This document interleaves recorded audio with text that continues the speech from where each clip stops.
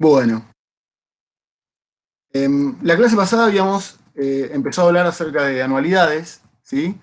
Que de nuevo eran un sistema particular. Voy a, perdón, voy a apagar la cámara, así no consume mucho, así no se traba. Ahí estamos. Bueno,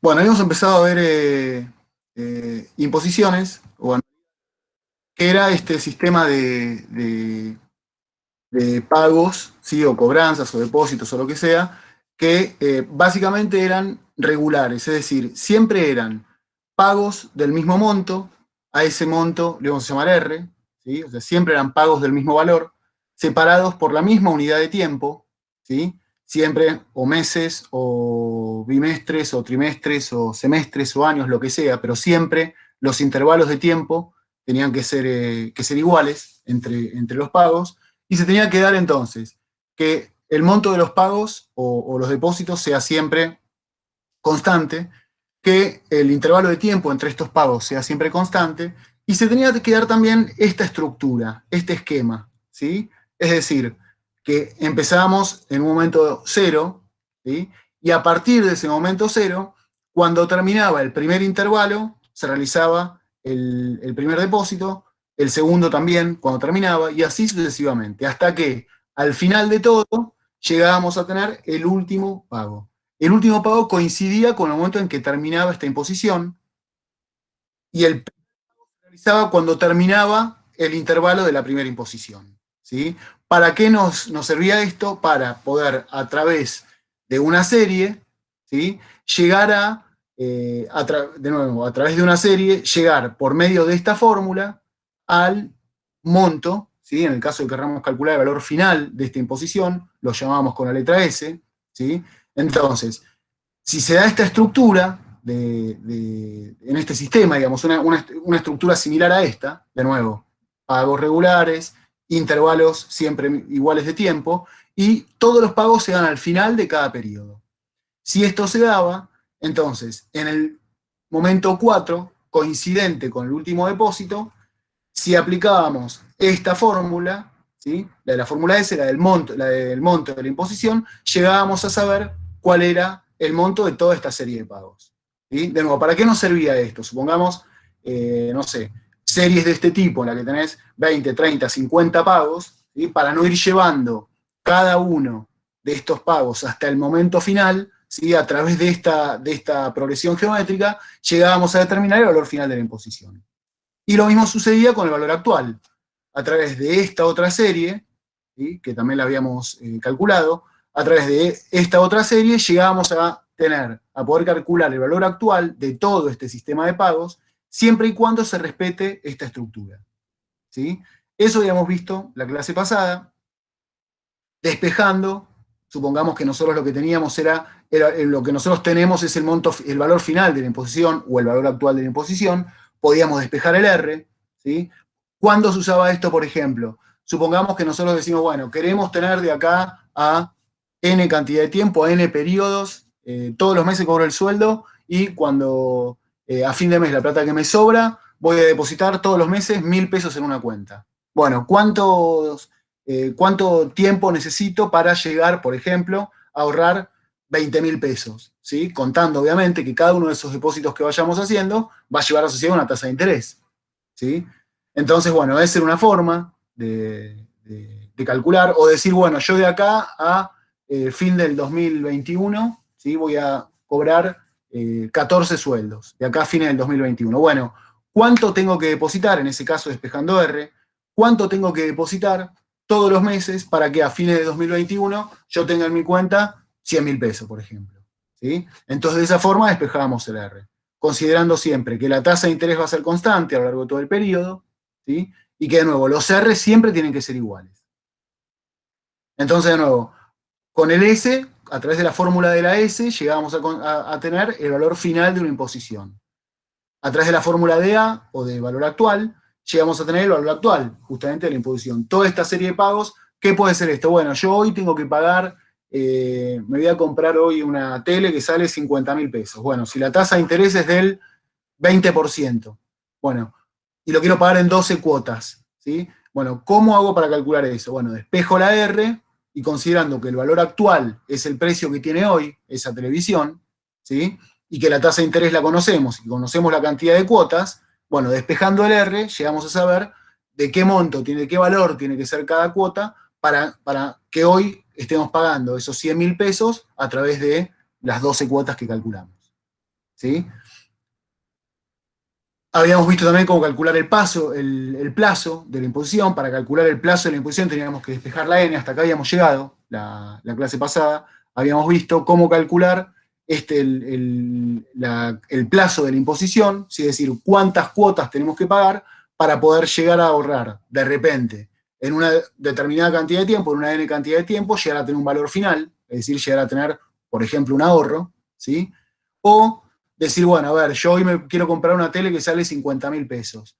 Puedo pagar 2.000 pesos por mes y la tasa de interés es 20%. Bueno, ¿cuántas cuotas tengo que pagar? ¿Sí? Para de nuevo, pagando 2.000 pesos todos los meses y llegando a tener una imposición, ¿sí? Que el valor actual de todo ese cálculo que yo haga me dé hoy el valor de esa televisión. ¿Sí? Hasta acá es lo que habíamos visto la clase pasada. Es más, creo que habíamos empezado la clase anterior todavía. Así que bueno, no sé si hasta ahora hay dudas, si se entendieron, si esto sirvió para actualizar, y de esa forma seguimos avanzando, o bueno, de nuevo, si hay dudas o algo así, me dicen. ¿Sí?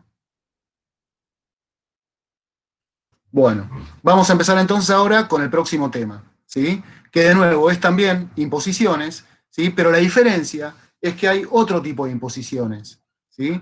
Estas imposiciones se van a dar cuando, en vez de hacer, como veíamos antes, que siempre los pagos se daban al final, ¿sí? De cada periodo, en vez de que se dé esta situación, vamos a hablar de imposiciones adelantadas. Fíjense, acá tenemos el intervalo, ¿sí? Es el tiempo que transcurre entre pago y pago, pero fíjense que hasta ahora veníamos siempre teniendo este esquema. Teníamos un momento cero, el primer pago se daba cuando terminaba ese momento cero o cuando empezaba el momento uno, y así sucesivamente. Hasta que al final, en el último pago, ¿sí? Ahí es donde coincidía el momento del último pago con el momento de la finalización de la imposición, ¿sí? Esto es hasta ahora lo que veníamos viendo y veníamos trabajando con este esquema. Bueno, vamos a hablar ahora de otro tipo de imposiciones, que son justamente las imposiciones adelantadas, ¿sí? Que son aquellas imposiciones en las cuales, en vez de tener el pago o el depósito al finalizar el periodo, lo tenemos al inicio de cada periodo, ¿sí? O sea, en vez de que el primer pago sea en el momento 1, el primer pago va a ser en el momento 0. Acá lo vemos entonces comparando a los dos tipos de imposiciones. Hasta ahora veníamos viendo este de acá arriba, ¿sí? La imposición ordinaria o vencida, en la cual, de nuevo, el primer pago se daba en el momento 1, el segundo en el momento 2, y así sucesivamente. Y ahora vamos a ver qué pasaría si en vez de que se dé siempre al finalizar el periodo, se da al principio de cada periodo. O sea, fíjense que acá tenemos, en este esquema tenemos, el primer pago es en el momento 0, ¿sí? El segundo pago es en el momento 1, el tercero es en el momento 2, y así sucesivamente, hasta que el último pago, en vez de ser en el momento n, como era en las imposiciones vencidas, es en el momento n-1. ¿Sí? O sea, estamos, en vez de pagando todas las cuotas cuando termina el primer periodo, como hacíamos acá, ¿sí? Transcurría todo este periodo, cuando terminaba el periodo 1, ahí pagábamos, cuando terminaba el periodo 2, pagábamos, y así sucesivamente, ¿sí? Ahora se va a dar, vamos a ver qué es lo que pasa cuando se dan en el principio de cada periodo. Cuando el pago o el depósito se dan en el momento que empieza la imposición, en el momento 0, ¿sí? No al finalizar el primer periodo. Bueno, este gráfico acá abajo, en verdad, lo que hago es mostrar Leandro, Sí, una consulta. ¿Esto es como decir pagás a mes vencido o mes adelantado? ¿Eso es? ¿Tiene algo que ver con eso? sí, puede ser, sí. Se puede interpretar así. O sea, acá en verdad lo que tenés que tener en cuenta es que siempre tomando cada intervalo de tiempo, ¿sí? Siempre tomando cada intervalo de tiempo, en las imposiciones vencidas se da al finalizar cada intervalo. El primer pago se da cuando termina todo el periodo 1. El segundo pago se da cuando termina todo el periodo 2. ¿Sí? Y en este nuevo esquema, o en esta alternativa, no nuevo esquema, en esta alternativa, se da en el momento 0. ¿Sí? O sea, de nuevo, vos estás pagando la primera cuota cuando, suponete, contratás el servicio. ¿Sí? Cuando O comienza el estás, mes, claro, cuando contrata el servicio, exacto. cuando comienza el mes. Bueno, cobrás todos los meses el día 1. ¿Sí? Suponete. Entonces, bueno, yo cobro el primer día del mes y ese día ya hago un depósito en otra cuenta, ¿sí? Para tenerla separada, supongamos, hago un depósito en otra cuenta de 1.000 pesos. ¿Sí? O sea, el esquema de las imposiciones adelantadas sería, cuando cobro, separo la plata. Y el esquema de las imposiciones vencidas sería, con lo que me sobra del mes, pago. ¿Sí? ¿Se entiende? O sea, esa sería, Sí, sí, está. en un caso, el depósito o el pago lo haces el día 31, ¿sí? En el primer caso lo haces en el día 31 y en el segundo caso lo haces en el primer día, en el día 1. ¿Sí? Esa sería la explicación, digamos. Y obviamente la serie anterior se afecta. La serie que habíamos visto, donde habíamos calculado estas series, estas progresiones geométricas, ¿sí? Se daban bajo este esquema. Bajo este esquema para calcular el valor final de la imposición y va bajo este esquema, ¿sí? Para calcular el valor actual de la imposición. Bueno, ahora cambia esto. ¿Sí? Porque de nuevo, antes los pagos los hacíamos el día 31 y ahora los pagos los vamos a hacer el día 1. ¿Sí? Esto que estoy mostrando acá abajo es cómo se simboliza, en verdad. Siempre van a ver que cuando vean que dice el valor actual y entre paréntesis 1, o la S, que es el monto, el valor final de la imposición, 1, estamos hablando de imposiciones vencidas. ¿Sí?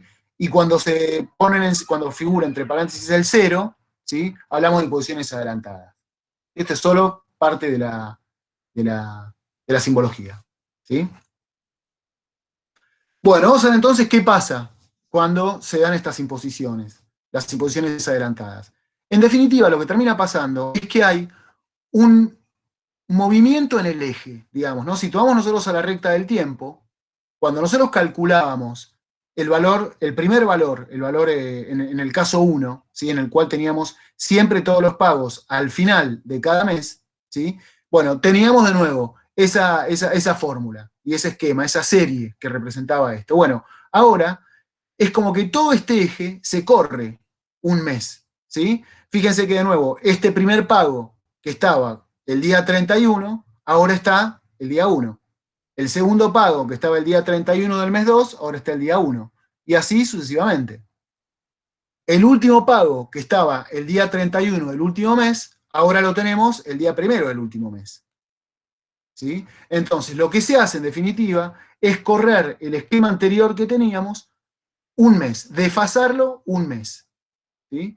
¿Y cuál es la forma de llevarlo de uno a otro? ¿Sí? Es justamente actualizándolo por un mes más de interés, o sea, multiplicándolo, volviendo a multiplicar por uno más i. ¿Sí? Imagínense, de nuevo, ¿no? A hacer, a suponer, a hacer supuestos. Nosotros con este esquema, ¿sí? Calculábamos de repente el valor actual en el momento 0, ¿sí? O calculábamos el monto en el momento n. ¿Sí? Con las fórmulas anteriores, de nuevo, cuando nosotros calculábamos el valor actual, nos lo llevaba al momento 0. Y cuando calculábamos el valor final, o el monto S de la imposición, lo llevamos a tener en el momento n. Bueno, ahora, en definitiva, en vez de tenerlo en el momento 0, lo tendríamos que tener en el momento -1. ¿Sí? Estamos corriendo el eje, ¿sí? Todo este eje lo estamos corriendo un mes. ¿Sí? Y en definitiva, ¿qué es lo que termina pasando? Que este depósito, en vez de hacerlo el día 31, lo hago el día 0, ¿sí? Y por lo tanto, me corre un mes más de intereses en cada periodo. ¿Sí? De nuevo, en vez de hacer el depósito, ¿cuál sería la diferencia si vos depositas, suponete que armás un plazo fijo, cuando cobrás el sueldo el día 1 o cuando termina el mes, ¿sí? Te fijás lo que te sobró y lo constituís ahí al plazo fijo? ¿Cuál sería la diferencia? Esos 30 días. ¿Sí? Y esos 30 días, justamente son un periodo más de intereses. ¿Sí? Obviamente, 30 días en el caso que hablemos de un esquema mensual. Si fuese anual, sería la tasa anual. Si fuese trimestral, sería esta tasa trimestral. ¿Sí? Pero de nuevo, la diferencia es que para calcular el valor actual o el monto, vamos a utilizar la misma serie geométrica que usamos cuando calculamos imposiciones vencidas, y lo que vamos a hacer es agregarle un mes más de intereses. O sea, a toda esa fórmula, a la serie geométrica que habíamos calculado antes, la vamos a adicionar un mes más de intereses. O sea, lo vamos a multiplicar por 1 más i. ¿Sí? Por lo tanto, nosotros tenemos que identificar en qué momento del mes se hace el pago o el depósito, ¿sí? Y si es del mes, del periodo, digo, y si es al principio del periodo, vamos a estar hablando de una imposición adelantada, y por lo tanto a la serie geométrica anterior, que habíamos calculado anteriormente, le vamos a sumar un mes más de intereses. Lo vamos a multiplicar por 1 más i. Tanto para calcular el monto S o el valor final de la imposición, como el valor actual. Sí, escucho. No me queda muy en claro lo que estás diciendo. Por ejemplo, en la gráfica esa que se ve ahí, el intervalo de pago-depósito en N-1 es el último pago o depósito que haríamos, ¿no? Claro, o sea, pensá exactamente, pensá que esto es el último mes, vamos a tomarlo por meses, como para un ejemplo, ¿no? Digo, suponete esto es el diciembre, si esto es diciembre de un año. Sí, Sería bueno, el 1 de diciembre. exacto. Con el esquema anterior, el depósito o el pago lo ibas a hacer el 31 de diciembre. Y con el esquema nuevo lo haces el primero. ¿Sí? Por eso, justamente, es que, como corre un mes más de intereses, ¿sí? Le tenemos que sumar a la serie anterior, que adicionar un mes más de intereses. O sea, vamos a multiplicar por 1 más i a la fórmula de la fórmula de la progresión geométrica que habíamos calculado para el monto, o a la progresión geométrica que habíamos calculado para el valor actual. Si lo que vamos a hacer es, de nuevo, cuando los depósitos o los pagos se dan al principio del periodo en vez de al final del periodo, ¿sí? Le tenemos que adicionar un mes más de intereses. ¿Sí? Por lo tanto, de nuevo, lo que tenemos que identificar es en qué momento del mes se hace esto, y a partir de eso, identificar si es una imposición adelantada y tenemos que sumarle un mes más, o si es un 1 más y más, o sea, un mes más de intereses, o si no es así, directamente entonces utilizamos la fórmula de la imposición vencida. Usamos la serie, ¿sí? La progresión geométrica de la imposición vencida. O sea, esta progresión geométrica se da, de nuevo, para un esquema en el cual los pagos son al finalizar cada periodo.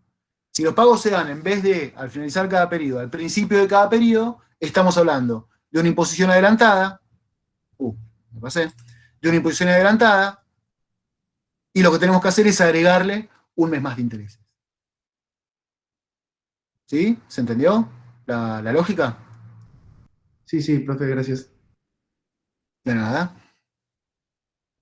Bueno, la vez pasada habíamos hecho algunos. La vez pasada habíamos hecho algunos ejercicios de este tipo, y vamos a hacer ahora un par de ejercicios de imposiciones adelantadas. ¿Sí?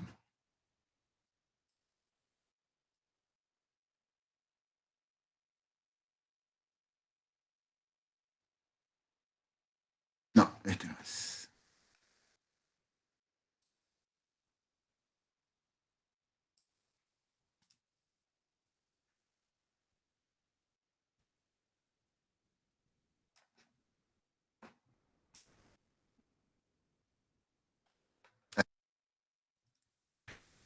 Bueno, no sé si recuerdan, las clases anteriores habíamos hecho, de nuevo, ejercicios de imposiciones vencidas. Habíamos hecho primero para calcular valor final de una imposición, otro para calcular valor actual de una imposición, otro para calcular el valor de la cuota. ¿Sí? ¿Se acuerdan que tomábamos focos, que en el medio mezclábamos con interés compuesto también?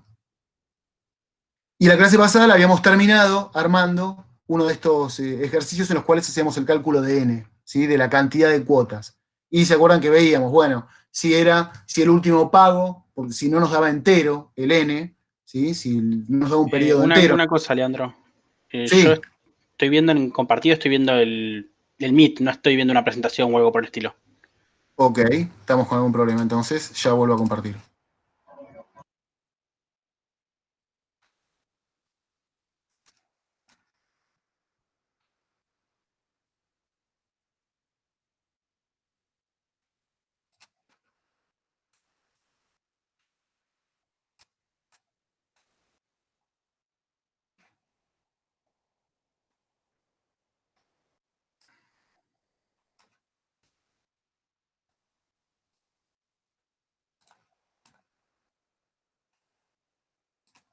Ahora sí se ve. Ahora sí. Sí. Listo, genial. Bueno, entonces, de nuevo, habíamos visto cómo se calculaba el valor final y el valor actual de una imposición, cómo se calculaban las cuotas, los montos de los valores de R. Habíamos visto también qué pasaba, ¿se acuerdan que teníamos que trabajar también con interés compuesto, viendo cómo llegábamos, metiendo focos, ¿sí? Llevando de un punto a otro punto? Este tema requiere, la verdad es que no es un tema muy difícil, pero sí requiere práctica. O sea, esto les va a exigir hacer unos cuantos ejercicios, ¿sí? Bueno, habíamos visto el valor de R para el monto, el valor de R para el valor actual. Habíamos calculado también cuál era el valor de N, ¿sí? Es decir, ejemplos en los cuales no sabíamos cuántas cuotas teníamos que pagar, ¿sí? Entonces, bueno, calculábamos el valor de N. Si nos da redondito, golazo. Si no nos da redondito, teníamos que, de nuevo, habíamos hecho un cálculo, bueno, ¿qué pasaba si el pago ese adicional, porque no nos daba un número redondo, lo adicionábamos en el mes junto con la última cuota o al mes siguiente? ¿Sí? Entonces, justamente, de nuevo, íbamos mezclando interés compuesto, ecuaciones de valor y imposiciones, ¿sí? Bueno, vamos a ver ahora, vamos a hacer un par de ejercicios, ¿sí? Cortitos, pues, de nuevo, quiero avanzar con otros temas. Pero esto, de nuevo, les va a exigir que ustedes se pongan un poco a trabajar con el tema de imposiciones, ¿sí? Y de interés compuesto. Digamos, el parcial incluye un ejercicio de este tipo, ¿sí? De este estilo, en el cual van a tener como un poco de todo. Un poco de interés compuesto, un poquito de descuento, un poco de imposiciones, ¿sí? Bueno, vamos a hacer ahora dos ejercicios de imposiciones adelantadas, y después de eso pasamos al próximo tema. Bueno, este ejercicio, el 362, nos pregunta: ¿cuánto se debe depositar al principio de cada mes para que después de 15 meses se puedan retirar 24.695 pesos si el interés es del 2% mensual? O sea, de nuevo, en vez de darse que todos los depósitos se daban al finalizar cada periodo, vamos a ver en verdad qué es lo que pasa cuando los depósitos se hacen al iniciar cada periodo.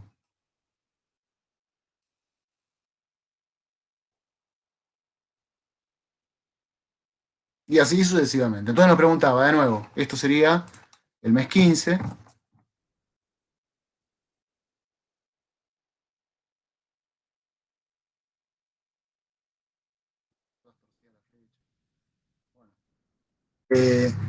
Pero bueno, de nuevo, teniendo en cuenta que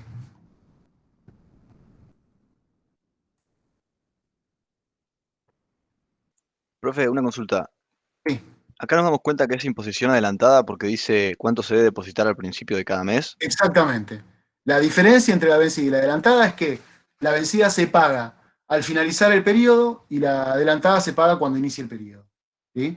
O sea, en este caso, bueno, es bastante, se evidencia de esa forma, digamos, ¿no? ¿Cuánto se debe depositar al principio de cada mes? Si te habla del principio de cada mes, ya sabemos que es una imposición adelantada.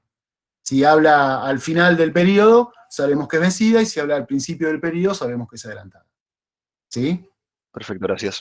De nada, entonces, de nuevo, pregunta: ¿cuánto se debe depositar al principio de cada mes para que después de 15 meses se puedan retirar 24.695? O sea, nosotros en el mes 15, en este momento, queremos retirar 24.695 pesos, ¿sí? Y nos decía que el interés es del 2% mensual, cosa que coincide con los periodos de los pagos. O sea, los depósitos son mensuales y en este caso nos da una tasa de interés que coincide con esos periodos, ¿sí? Y de nuevo, estos 24.695 van a ser el valor final de la imposición.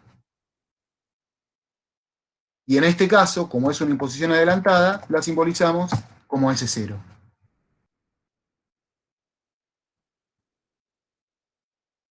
¿Sí?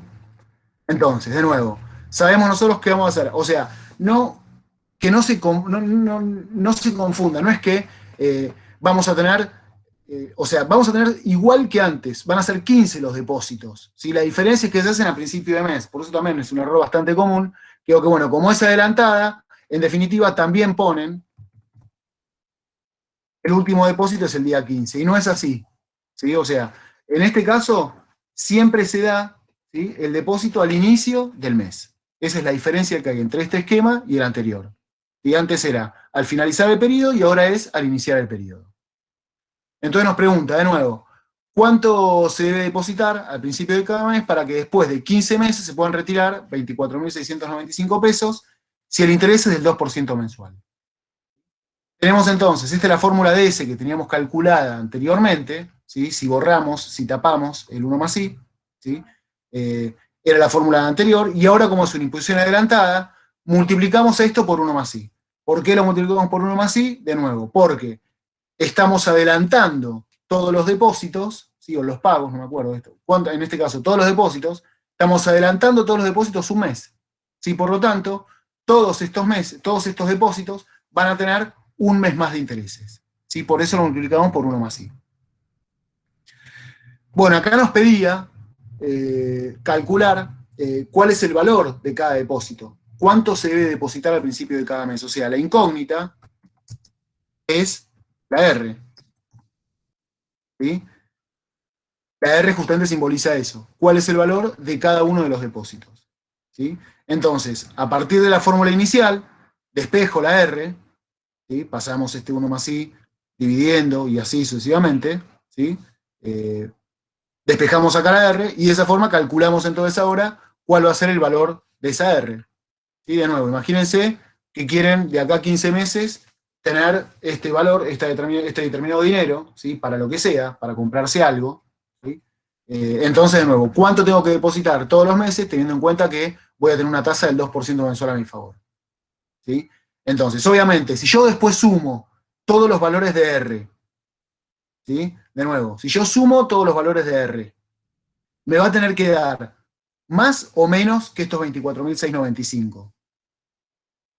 Les pregunto, si alguno se anima a razonarlo, digamos, ¿no? O sea, de nuevo, si yo Menos. N por R, exactamente, tiene que dar menos. ¿Por qué? Porque este primer depósito que voy a hacer en el momento cero va a tener todo este tiempo, desde el momento cero, desde el que empieza el primer periodo, es decir, el momento cero, hasta que termine el momento 15, ¿sí?, van a correr todos estos meses de intereses.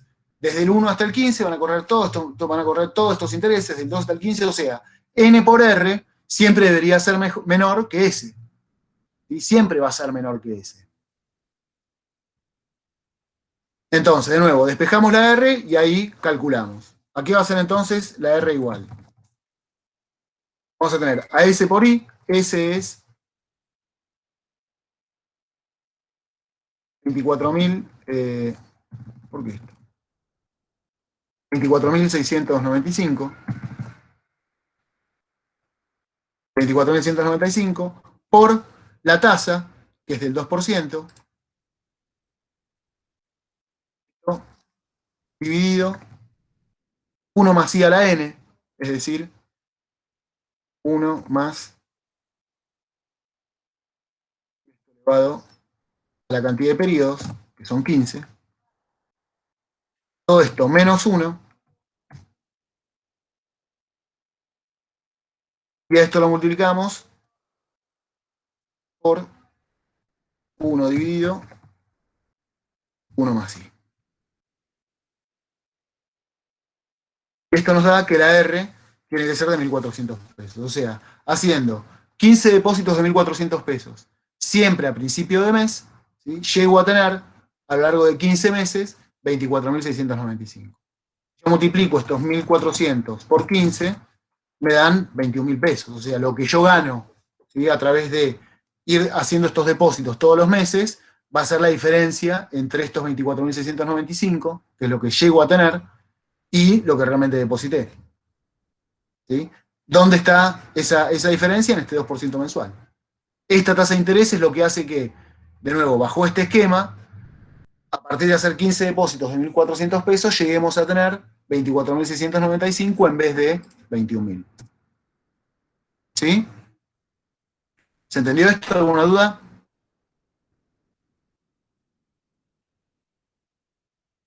Sí, sí, se entendió. ¿Se entendió? Perfecto. Buenísimo. Hacemos un ejercicio más de imposiciones adelantadas y después pasamos al próximo. En el libro hay un montón de ejercicios de imposiciones. O sea, más allá que después, de nuevo, se pueden fijar, en el aula todavía me parece medio prematuro, pero se pueden fijar en el aula virtual y también, así como hay un montón de parciales de contabilidad, hay también muchos parciales de finanzas, ¿sí? O sea, los segundos parciales son de justamente toda esta parte de finanzas. Entonces de ahí tienen también ejercicios para practicar, más allá de los del libro. Bueno, el ejercicio 3715 pregunta, ¿durante cuántos meses se debe depositar la suma de 1.000 pesos, ¿sí? En una imposición adelantada, o sea, siempre haciendo el depósito al principio de mes, para llegar a reunir un capital de 5.229,58 a un interés del 1,5 mensual? ¿Sí? O sea, nosotros vamos a tener entonces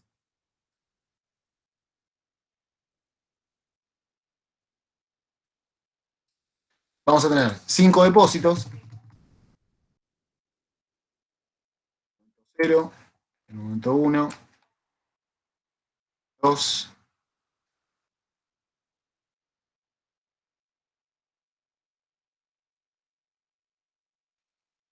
vamos a llegar a tener entonces 5 depósitos en el momento 0, en el 1, en el 2, en el 3 y en el 4, ¿sí? Y que tenemos que llegar a tener en el momento 5 un S0 que sea igual a 5.229,58 pesos. ¿Sí?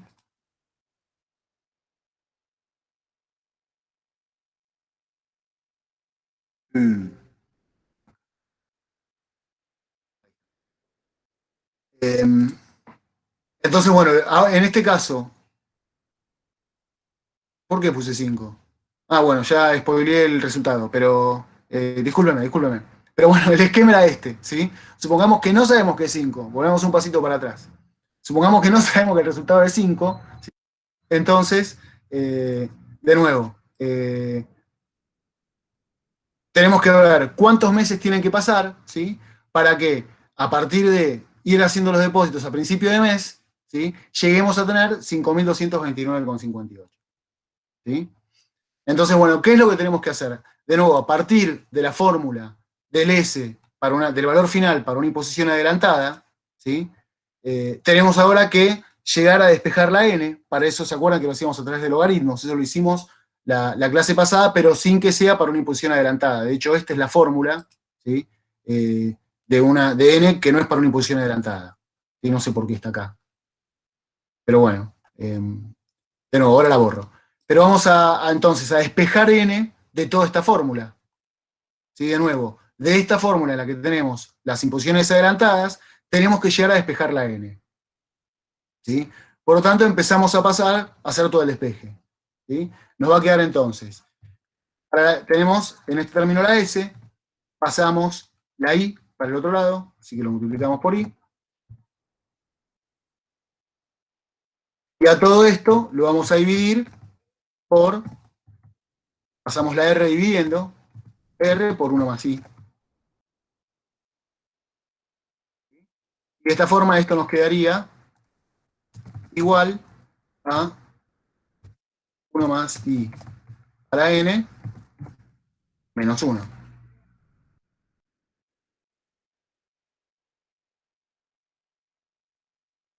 1 más I a la N y todo esto menos 1. ¿Sí? Pasé de nuevo, pasé la R, la I y el 1 más I para el otro término.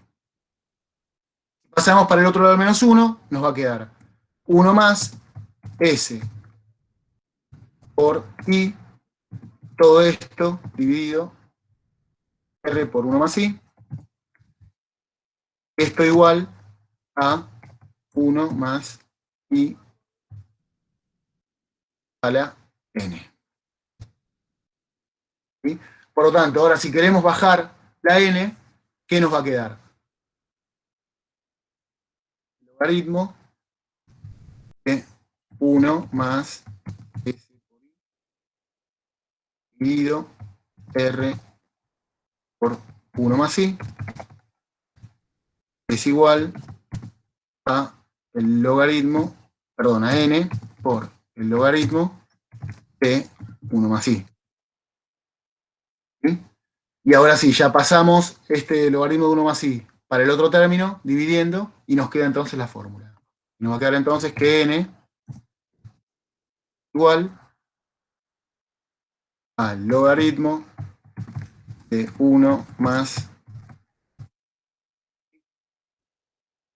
dividido r por 1 más i. Sí. Todo esto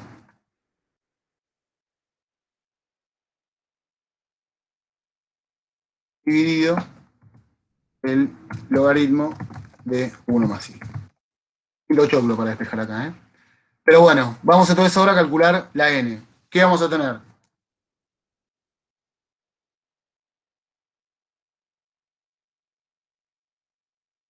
Logaritmo de 1 más s por i. ¿Cuánto era la tasa? El 1,5%.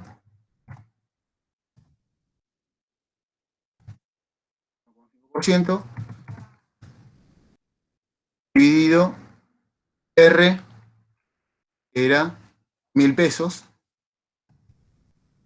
por 1 más I, que es 1,015.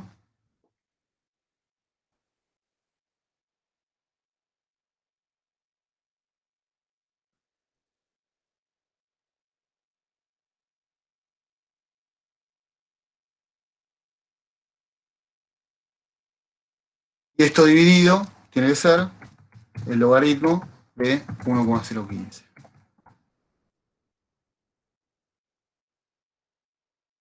El n va a ser igual a esto dividido. Es lo que hice mal, porque esto da 5 redondo, debería dar 5 redondo.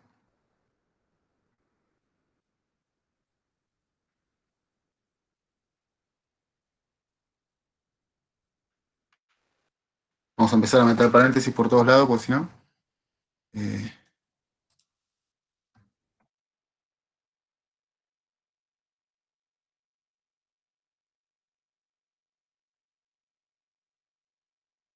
ahora sí. Bueno, ¿se entendió algo de lo que hice de nuevo? Sé que es un garrón hacer esto acá en Excel y estar, para ustedes viéndolo debe ser peor todavía. Pero en definitiva es el despeje de esta fórmula, ¿sí? Para llegar a tener esta n. Esta fórmula de acá está mal, le faltaría, en verdad lo que tendríamos que hacer es a esta r que está acá, ¿sí? a este dividendo de esta r, multiplicarlo por 1 más i, pues irían en el mismo lugar. ¿Sí? ¿Entendió algo? Nada. Bueno, de nuevo, es lo Sí, sí, que se podemos hacer, entendió. es el Disculpa, despeje de esta claro, fórmula. el Sí. 0,015, no me quedó bien la fórmula. No, el 0,015 es el logaritmo de 1,015. Sería el término de acá abajo. Ok. ¿Sí? O en verdad este término de acá sería. El logaritmo de 1 más i. Como i es 0,15, bueno, sería el logaritmo de 1,015, de 1 más i. Ok. ¿Sí? Bueno, hasta acá entonces imposiciones. De nuevo, recomendación. Hacer ejercicios, no hay mucha más vuelta que eso. O sea, es en imposiciones y de nuevo, medio como que cuando calculamos la n, habíamos hecho uno de estos ejercicios, creo que fue este.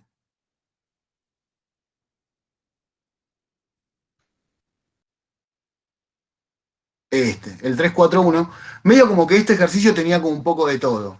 ¿Sí? O sea, calculábamos el valor de la n, nos decía, bueno, qué pasaba si después el pago adicional lo hacíamos en el momento 23, o sea, cuando se había dado 23,45 la n. Entonces, bueno, ¿qué pasaba si el pago adicional se en el momento 23? ¿O qué pasaba si el pago adicional se en el momento 24? ¿Sí? Bueno, este ejercicio era bastante completo.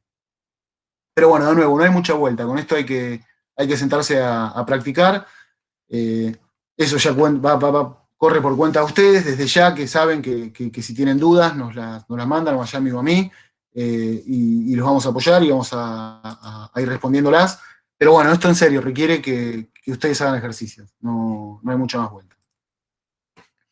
Bueno, después les subo este archivo al aula, ¿sí? Este de acá. Bueno, vamos entonces a empezar ahora con un tema nuevo para hoy teníamos varios temas para ver, no sé hasta dónde llegaremos, pero vamos a empezar a ver uno que es, en verdad son 2 temas muy cortitos, que eso sí lo vamos a empezar a ver ahora.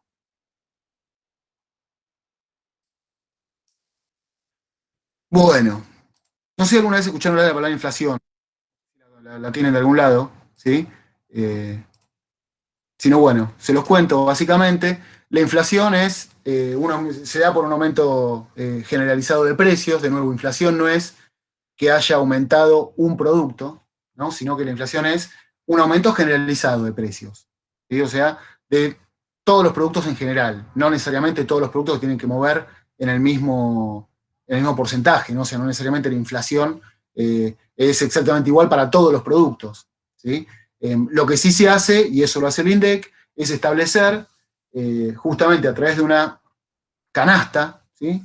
Que determina, ir viendo cómo van evolucionando toda una serie de precios, ¿sí? En distintos puntos del país, por ejemplo, ¿no? Pero la clave es que siempre se mida cuál es la evolución de esos precios en los mismos productos en un mismo lugar, ¿sí? Por poner un ejemplo, no sé, digo una pavada, ¿no? Pero digo, vamos a medir siempre cuál es el precio de las manzanas en Catamarca, siempre vamos a ver cuál es el precio de los colegios en Santa Fe, el precio de la carne en Capital, y de nuevo, Capital no va a ser lo mismo si lo medís en Recoleta que si lo medís en Villa Soldati. Bueno, de nuevo, o sea, la inflación, y eso es lo que hace el INDEC, es ir midiendo, ir tomando muestras, ¿sí? de distintos productos en determinados puntos del país, pero siempre teniendo en cuenta que tenemos que tomar los mismos productos en el mismo lugar, ¿sí? Eso es lo que, para eso arman lo que se llama justamente esta canasta, y lo que va viendo es toda la evolución de precios de determinados productos, ¿sí? ¿Cuáles son las causas de la inflación? Bueno, ahí ya nos tenemos que remitir más a cuestiones de macroeconomía o cosas que ahora han visto en economía general. Pero bueno, de nuevo, acá en Argentina tenemos todas las posibles causas. O sea, pueden ser, no sé, por una emisión mayor de dinero por parte de las autoridades, que no están sustentadas en producto, ¿sí? O sea, no sé si se acuerdan, pero bueno, hay una asociación entre el crecimiento del PBI y el crecimiento de la masa monetaria, que se tiene que dar para que no haya inflación, no necesariamente se da siempre, ni hablar distintas evaluaciones que vamos teniendo, y al tener muchos insumos en moneda extranjera, eso también va impactando en la inflación, ¿sí? De nuevo, no me quiero meter en estos temas que son más de economía, economía general y no de economía de la empresa, pero bueno, básicamente vamos a ir viendo, lo que quiero que veamos ahora, lo que vamos a ver ahora, es cómo termina afectando, ¿sí? La inflación a las tasas de interés, ¿sí? Básicamente, a ver, hablando acá de inflación, vamos a tener un delta P, ¿sí? O sea, una diferencia en el precio. Imagínense ahora el precio de un producto, ¿sí? El producto que quieran, bueno, imagínense el precio de un producto en un determinado momento, en el momento 1, en relación a el precio de ese producto en el momento 0. O sea, bueno, tomemos el precio de un producto hoy y el precio de un producto el 22 de octubre del 2019, ¿sí? Ese diferencial de precios, este delta P, iba a estar asociado justamente a cuánto vale hoy y cuánto valía este producto, el mismo producto, cuál era el precio que tenía el mismo producto un año atrás. Si nosotros calculamos ese diferencial de precio, ¿sí? esa diferencia de precio en relación al precio que tenía hace un año, ¿sí? ¿Qué estamos calculando en definitiva? El porcentaje, ¿sí? Que terminó aumentando ese producto, ¿sí? De esta forma nosotros calculamos el aumento de un producto. Bueno, si hoy está 120 pesos este producto y antes estaba 100 pesos, ¿sí? En el P1 vamos a tener 120, en el P0 vamos a tener 100, el aumento fue de 20 pesos, ¿sí? 20 pesos en relación a los 100 que valía antes, un aumento del 20%. ¿Sí? Todo bien, hasta acá, todo bien. Así calculamos entonces el diferencial de precios. Ese diferencial de precios, en la economía lo señalizamos con la letra pi. ¿Sí? O sea, pi justamente es la tasa de inflación. Así como la I latina es la tasa de interés, bueno, pi es la tasa de inflación. ¿Sí? Entonces, en definitiva, ¿qué es lo que vamos a llegar a tener? Que el precio actual, o sea, el precio en el momento 1, va a ser igual al precio en el momento 0 por 1 más i. ¿Sí? De nuevo, ¿cuánto aumentó el producto desde el año pasado hasta hoy, aumentó a 1 más pi. ¿Sí? Lo multiplicamos por 1 más pi al precio anterior y llegamos al valor que tenemos hoy. Como habíamos planteado antes, si hoy estaba a 120 pesos y el año pasado estaba a 100, bueno, la tasa de interés es del 20%. ¿Sí? 100 por 1,2 nos da los 120 pesos. Bueno, de nuevo, ahora lo que vamos a ver, y para eso existió un economista que se llamó Fisher, y es justamente el que armó todo este esquema, vamos a verlo con un ejemplo, a ver si se va entendiendo. Supongamos que hoy, o sea, hoy, momento cero, sería el P sub cero, compramos un producto que cuesta 1.000 pesos. Si no existiera inflación, dentro de un año, en el momento cero, en el momento 1, perdón, ese mismo producto seguiría costando 1.000 pesos. ¿Sí? O sea, si no hay inflación, lo que hoy vale 1.000 pesos, de aquí a un año vale 1.000. Ahora, supongamos que en lugar de adquirir ese producto, en lugar de ir a comprarlo hoy, con esos 1.000 pesos nos ponemos en un plazo fijo a una tasa del 5% anual. ¿Sí? Y por lo tanto, de hoy hasta el año que viene, desde hoy hasta un año, a partir de hoy, tenemos con una tasa del 5%, ¿sí? Anual, pasamos de tener 1.000 pesos a tener 1.050. ¿Sí? Ahora, supongamos también que hubo inflación en ese año y que la inflación en el año fue del 3%. ¿Sí? Entonces, ese producto que antes valía 1.000 pesos, ¿sí? El producto que en el momento cero valía 1.000 pesos, si hay una inflación del 3%, en el momento 1 vale 1.030. ¿Sí? De nuevo, supongamos que nosotros teníamos 1.000 pesos. Esos 1.000 pesos podíamos comprar algo, podemos comprar un producto que sale 1.000 pesos hoy. Bueno, en vez de comprarlo hoy, decidimos armar un plazo fijo que nos paga un 5% de interés. ¿Sí? Anual. Y el plazo fijo era anual. Entonces, de acá a un año, en vez de tener 1.000 pesos, tenemos 1.050. Y como hubo una tasa de inflación del 3%, ese producto que hoy valía 1.000 pesos, de acá a un año vale 1.030. ¿Sí? Por lo tanto, por no haber adquirido este producto hoy y hacerlo dentro de un año, habremos ganado 20 pesos. ¿Sí? ¿Por qué? Porque paso a tener 1.050, ¿sí? Porque gané 5% de interés, y comprar el producto sale 1.030. ¿Sí? O sea, en el caso que la tasa de interés sea mayor a la inflación, hubiésemos ganado estos 20 pesos. Que surgen de restar justamente estos 1.050 obtenidos en el plazo fijo en relación a los 1.030 que cuesta el producto en el momento 1. Tenemos que tener en cuenta que estos 20 pesos ganados se obtienen en el momento 1 y por lo tanto están expresados en moneda de esa fecha. O sea, esos 20 pesos, ¿sí? Vos los pasás a tener en el bolsillo cuando no compraste hoy, compraste dentro de un año, ¿sí? Y ganaste 1.050, tenés 1.050 pesos por haber ganado intereses por el plazo fijo y tenés que gastar 1.030 para comprar el mismo producto. ¿Sí? O sea, estos 20 pesos ganados no son en el momento 0, sino que son en el momento 1.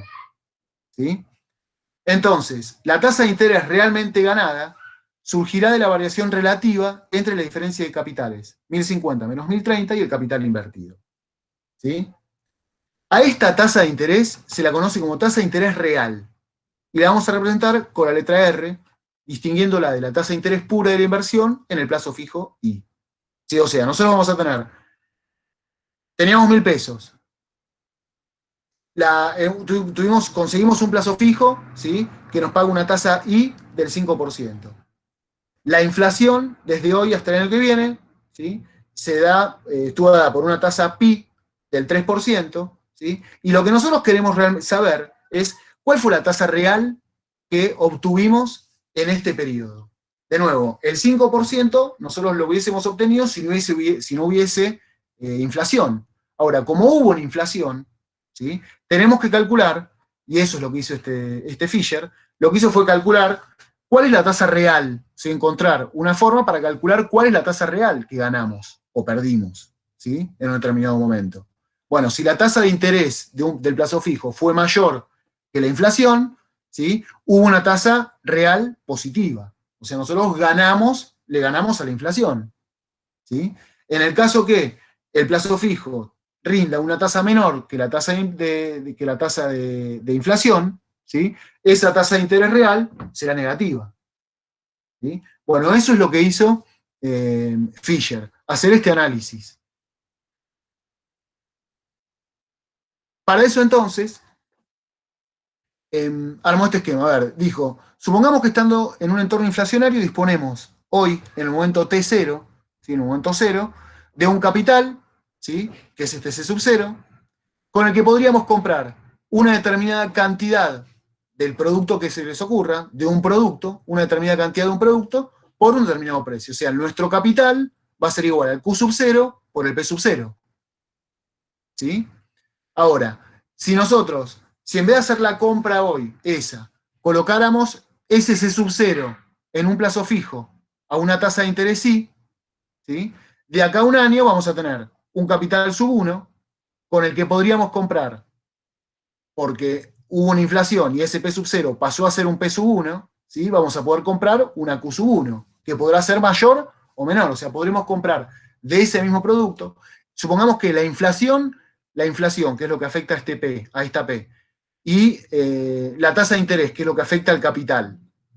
¿Sí? Supongamos que hubiesen sido exactamente iguales, supongamos que hubiese sido, no sé, la tasa de interés 5% y la tasa de inflación 5%, esta Q1 sería igual que la Q sub 0.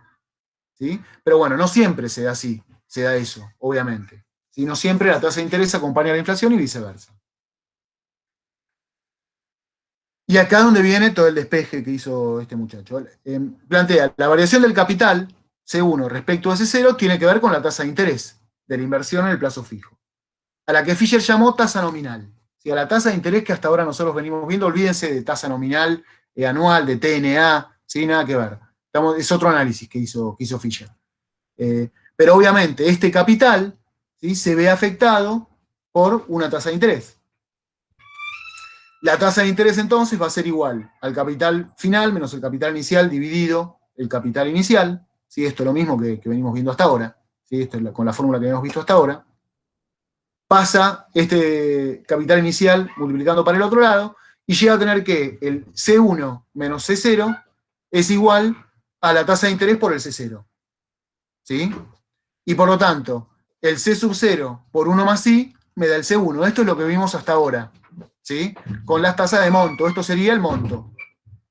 ¿Sí?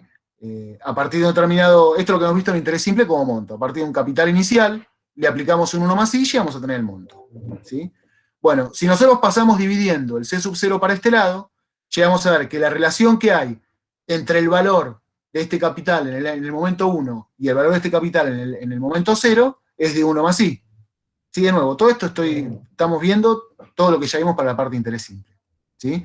La diferencia es que estoy pasando solamente este C sub 0 dividiendo al C sub 1. Entonces, de esta forma ya llegamos a tener 1 más I. La variación de precios, ¿sí? Ahora nos pasamos a precios. Con capital lo dejamos acá. La variación de precios de P1 respecto de P0 será provocada por la inflación. ¿Sí? Por lo que podemos expresar entonces que, de nuevo, este P sub 0 por 1 más pi, que es lo que hemos visto en la página anterior, P sub 0 por 1 más pi nos va a dar el P1. ¿Sí? Si, considerando que pi es la tasa de inflación, si al P sub 0 lo multiplicamos por 1 más la tasa de inflación, nos va a dar el precio en el momento 1. ¿Sí? Un periodo después. Pasando dividiendo el P sub 0, nos va a quedar que el P sub 1 dividido el P sub 0 es 1 más pi. ¿Sí? Y por último, la relación entre la cantidad comprada en el momento T1 y el momento T0 mide la variación del poder adquisitivo, o sea, cuánto compro yo hoy con el mismo capital que tenía el año pasado, ¿sí? O con mi nuevo capital, pero supongamos con el mismo capital que tenía yo el año pasado, ¿sí? ¿Cuántas unidades de ese mismo producto compro hoy? ¿Sí? Y esa relación, que es la relación que está dada por el poder adquisitivo, va a ser la tasa real de interés. O sea, la relación que hay entre la cantidad de productos que podía comprar el año pasado y la cantidad de productos que puedo comprar hoy, ¿sí? Va a estar dada por la tasa de poder adquisitivo, por la tasa real. ¿Sí? Entonces, buscando la relación que hay entre los momentos ceros y los momentos 1, vamos a dividir esta fórmula por esta fórmula, la del C sub 0, la de C igual a P por Q en el momento 0 y C igual a P por Q en el momento 1. Si hacemos esta división, C1 sobre C sub 0 igual a Q1 sobre Q sub 0 por P1 sobre dividido P sub 0, ¿sí? Nos va a llegar a tener la relación de Fisher. Es que 1 más la tasa de interés es igual a 1 más la tasa de interés real por 1 más pi. ¿Sí? Esto es la relación que estableció Fisher. Bueno, si yo de nuevo quiero saber, supongamos que hoy armamos un plazo fijo con una tasa del 35%. ¿Sí? Bueno, si la inflación, ¿no? Está por encima de ese 35%, ¿sí? Vamos a tener una tasa real negativa, o sea, de acá a un año vamos a haber perdido poder adquisitivo. ¿Sí? Si la tasa de interés fue mayor que la tasa de inflación, vamos a haber ganado poder adquisitivo por haber hecho ese plazo fijo. ¿Sí? ¿Se entendió hasta acá? Digamos, de nuevo, todas estas cosas las vivimos todos los días acá, ¿no? En Argentina. Pero de nuevo, lo que hizo Fisher fue entonces establecer, ¿sí? Entender que una tasa de interés, ¿sí? Per se, no te dice nada si vos no la estás asociando a una tasa de inflación. ¿Sí? Y lo que se busca, y lo que buscó Fisher justamente, es encontrar una tasa real. ¿Sí? Si vos hoy de nuevo, si ustedes hoy tienen, cualquiera de ustedes, hoy tiene X cantidad de pesos. ¿Sí? Bueno, hoy no los van a usar, es un excedente, es una plata que ustedes tienen. ¿Sí? Bueno, y supongamos que no quieren ir a comprar dólares, no salen corriendo a comprar dólares. Supongamos que tienen entonces hoy una determinada cantidad de pesos. ¿Sí? Tenés la opción de, con estos pesos constituye un plazo fijo. Bueno, si la tasa que te dio el plazo fijo superó la inflación, vas a haber ganado poder adquisitivo. ¿Sí? Si la tasa que te da el plazo fijo está por debajo de la inflación, vas a haber perdido poder adquisitivo. Por tanto, esta R... ¿Qué es lo que pasa ahora, no? Digamos, Leandro, pasa hoy en día. Y bueno, es probable, ¿sí? Es muy probable. De nuevo, habría que ver cuál fue el acumulado de los últimos 12 meses de inflación y cuál fue la tasa de interés que podría ser conseguida hace un año. ¿Sí? Hoy las tasas de interés están en un 33, la subieron un punto más la semana pasada, 34%. Si de acá a un año la inflación está por abajo de ese 34%, vas a haber ganado poder adquisitivo. Y vas a haber tenido una tasa real positiva. ¿Sí? Si de acá a un año la inflación terminó dando por encima del 34%, vas a terminar perdiendo poder adquisitivo. ¿Sí? Pero de nuevo, lo que hizo este Fisher, y es lo que justamente quería mostrarles, es esto de relacionar a las tasas de interés con la tasa de inflación. Porque de nuevo, una tasa de interés no te dice absolutamente nada, sola, per se, suelta. ¿Sí? En definitiva, lo que importa es la tasa real, ¿sí? Que justamente es la que relaciona a la tasa de interés con la tasa de inflación. ¿Sí? ¿Se entendió esto? ¿Alguna duda? Bueno. No, claro. Se entendió. Bueno, bárbaro. Vamos a hacer entonces algún ejercicio de Fisher que la verdad es que son bastante sencillos porque en definitiva va a ser siempre calcular alguna de estas tres, o la tasa de interés, o la tasa real, o la tasa pi, sabiendo que tenés que tener dos conocidas, ¿no? O sea, vas a tener que tener dos tasas conocidas para poder calcular una tercera.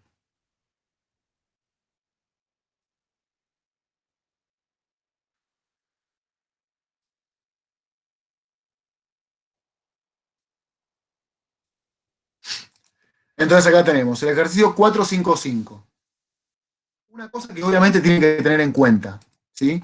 Siempre las tasas que vamos a tener que meter, tanto la tasa de interés como la real o como la de la inflación, tienen que ser tasas efectivas y obviamente del mismo periodo de tiempo. O sea, no podés poner una tasa de interés anual y una tasa de inflación mensual.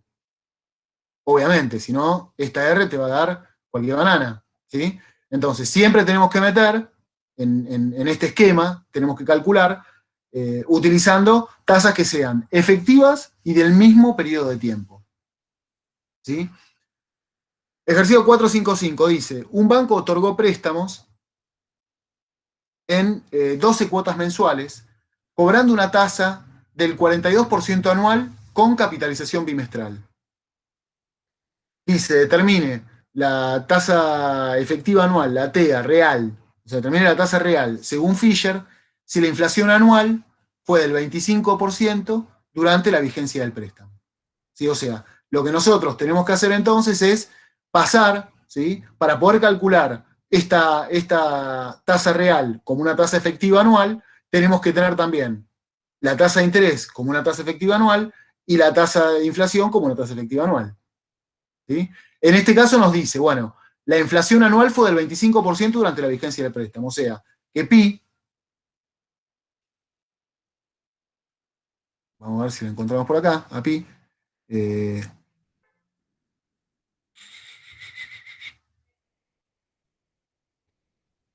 lindo momento, vamos a hacerlo ahora, ¿no? El símbolo no está. Acá está. Listo.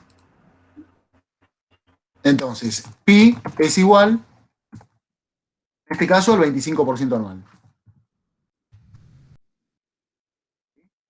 Y lo que nosotros tenemos que calcular ahora es la tasa I.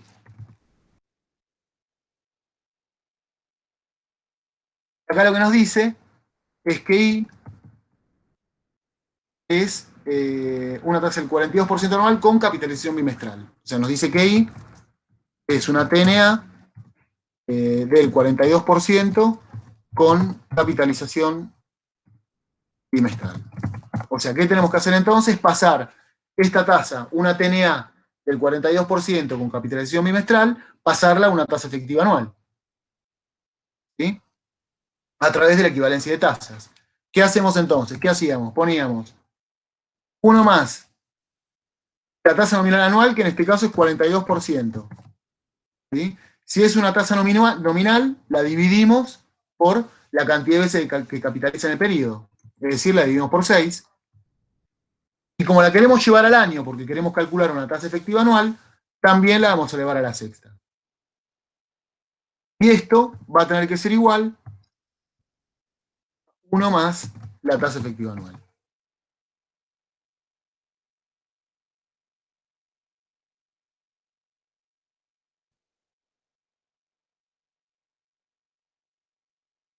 Por lo tanto, para calcular la tasa efectiva anual, vamos a hacer 1 más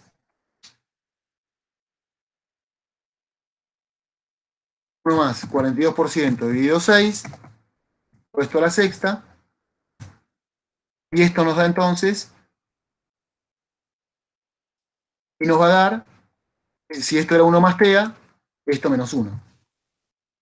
¿Sí? O sea, nos da el 50%. Aprox.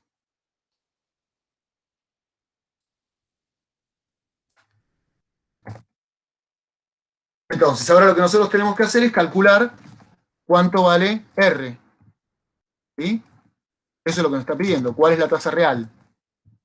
¿Y cuál va a ser la tasa real? Entonces, va a ser 1 más I, antes esto, ¿sí? Dividido 1 más pi, que nos daba este 25%, y pasamos este 1 restando para el otro lado, ¿sí? O sea, menos 1. Y nos da que la tasa real, entonces, fue del 20,05%.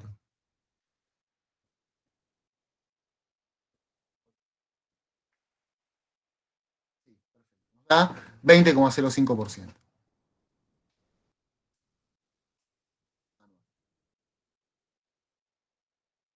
¿Entendió esto? ¿Alguna duda? De nuevo, fíjense, la complejidad en esto está en hacer el traspaso de las tasas, o sea, en considerar que siempre, de nuevo, tenemos que usar tasas efectivas y del mismo periodo de tiempo. Y después es despejar en esta fórmula, digamos, ¿no? Pero de nuevo, una vez que tenemos el valor de 1 más i y una vez que tenemos el valor de 1 más pi, podemos entonces calcular el 1 más r. ¿Sí? ¿Se entendió? ¿Alguna duda con esto? Bueno, No, quedó claro. genial. Hacemos uno más. Dice, usted coloca un plazo fijo durante un año que se renueva mensualmente a una TNA del 3% anual. ¿Cuál fue la tasa efectiva mensual real de la inversión si la inflación fue del 35,4% en ese año?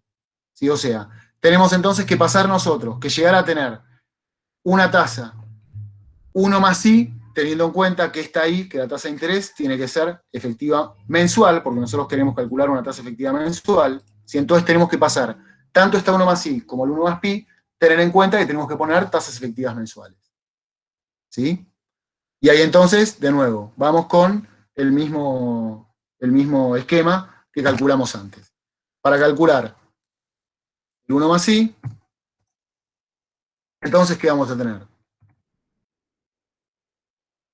uno más la tasa nominal anual, renueva mensualmente, acá ya directamente, a una teneidad del 3%. ¿Sí? O sea, acá directamente renuevan mensualmente a una teneidad del 3%. O sea, acá realmente podemos tener directamente hacer 1,03 a la 12. ¿Sí? Y ahí llegamos a tener 42,5%. ¿Sí? Y el 1 más pi,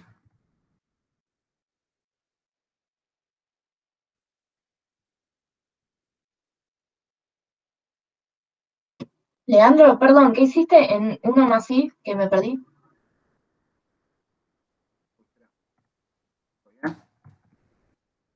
uy,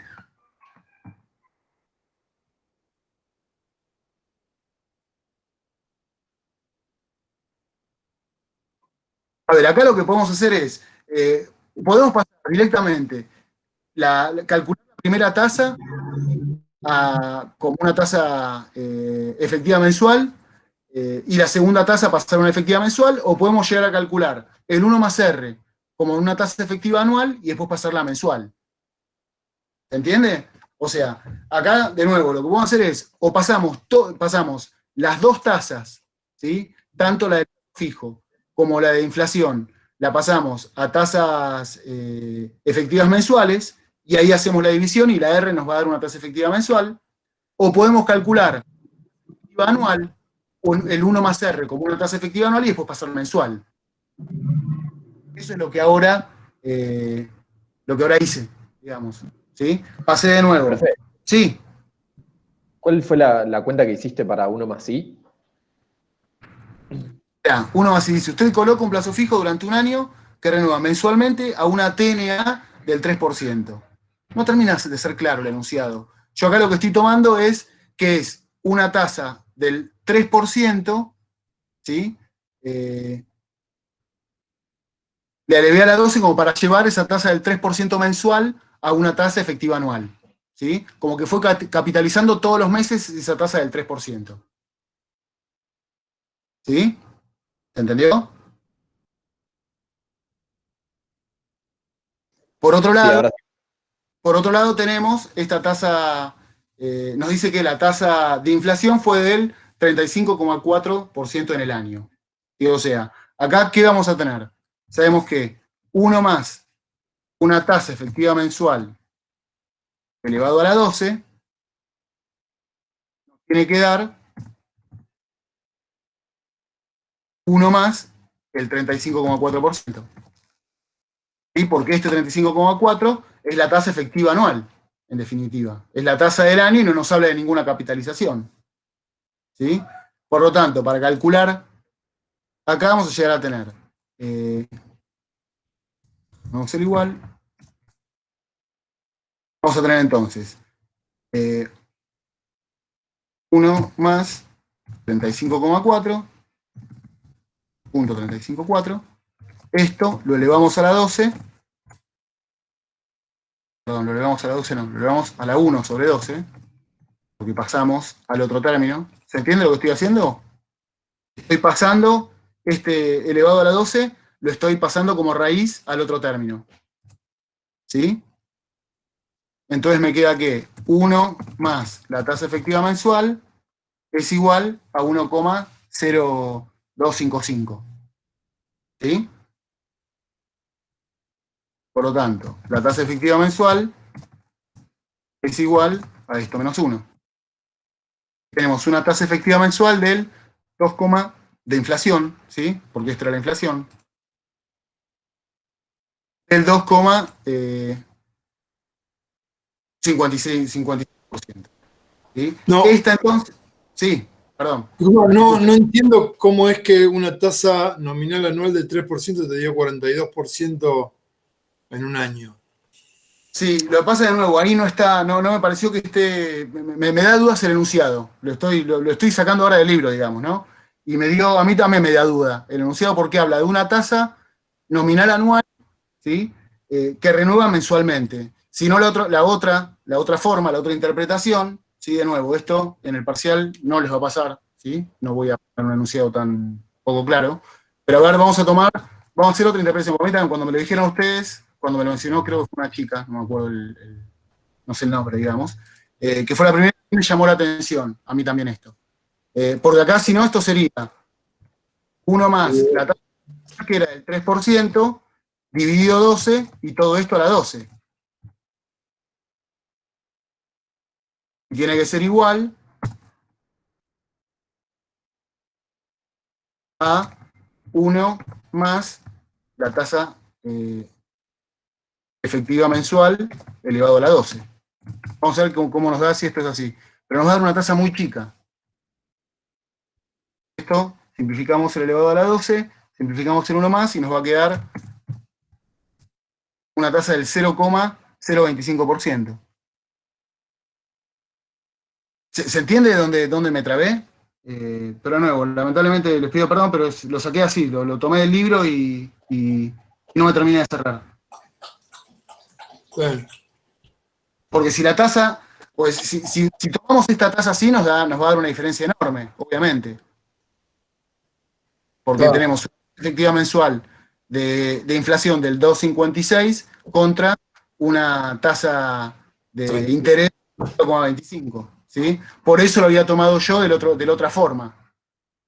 ¿Se entiende? O sea, estaba tomando como que esto en definitiva, pero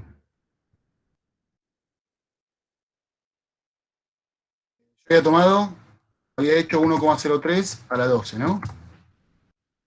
Y del otro lado nos quedaba 1,354.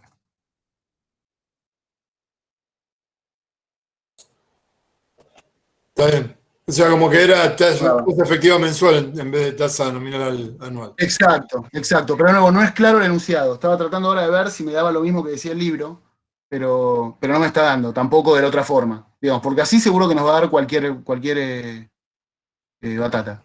Seguro. Coloco un plazo fijo con anterioridad, renuevan mensualmente una tenería del 3%. Sí, en verdad sería esto acá. Sería esta tasa del 0,25. No hay mucha vuelta. Esta sería la tasa. ¿Sí? Ahora, si hacemos este 1 más I. Bueno, podemos probar. A ver. Probemos. Profe, le dan menos 2,25 en el libro. En el libro dice menos 2,25. A ver, 1 más I. Sí. Entonces, este 1 más I sería 1 más este 0,25%.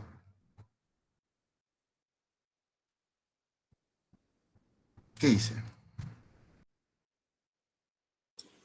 Y lo que calcula es R minúscula. Sería esto. 1,0025. Y en este caso la tasa efectiva mensual, 1 más pi, es igual a 1 más esto. ¿Sí? Entonces, para calcular el 1 más R, ¿qué tenemos que hacer? Hacer el 1 más I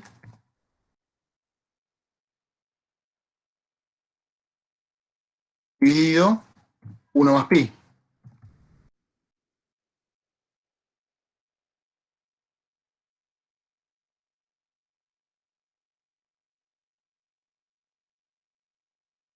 ¿Sí? O sea, el 1 más R sería igual entonces a 1,025 dividido. Ahí nos va a dar, ¿eh?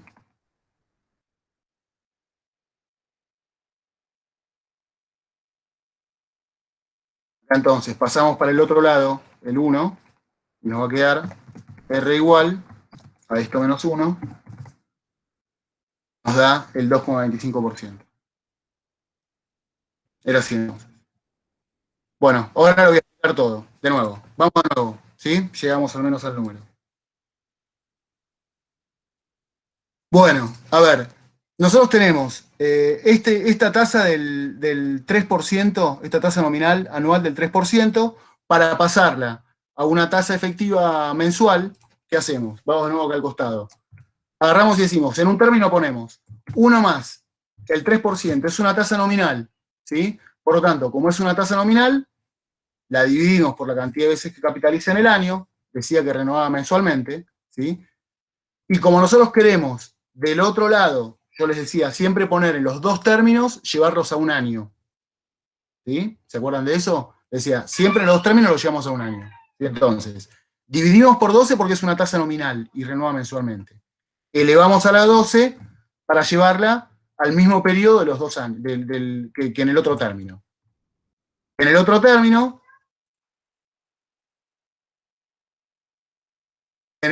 vamos a tener 1 más una tasa efectiva mensual, que para llevarla al año también la elevamos a la 12. ¿Sí? De ahí entonces llegamos a tener que 1 más la tasa efectiva mensual, ¿sí? Simplificamos la potencia de 12 en los dos términos, simplificamos el 1 más en los dos términos y nos va a quedar que la tasa efectiva mensual es igual al 3% dividido 12, ¿sí? Que es este 0,25%. O sea, la tasa efectiva mensual va a ser igual a 0,25%.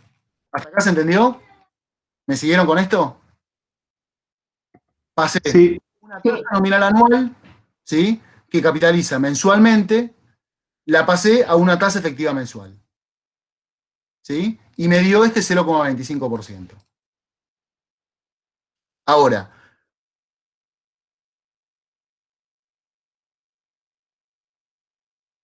del 35,4%.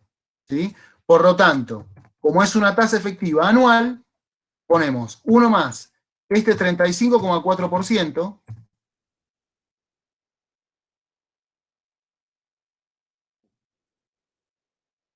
ahí. Como es una tasa efectiva, capitaliza una sola vez en el periodo, por lo tanto, no la dividimos por nada. Y como es una tasa anual y queremos llevar los dos términos al año, tampoco lo elevamos a nada. ¿Sí? Y esto lo vamos a igualar a una tasa efectiva mensual elevado a la 12. Como es una tasa efectiva, no la dividimos por nada, y la elevamos a la 12 para llevarla al año, porque en este término también tenemos un año. Acá tenemos una tasa efectiva anual. ¿Sí? Acá entonces hacemos los despejes. Y llegamos a tener que el 1 más TEM, acá sí seguimos con esto, que 1 más la tasa efectiva mensual, pasamos el 12 que está como potencia, lo pasamos como raíz al otro lado, y nos da 1,0255, etc. ¿Sí? Eso nos da una tasa efectiva mensual del 2,56%, y por tanto 1 más pi, que es este término, el término que tenemos que poner en la relación de Fisher, nos da 1,0256.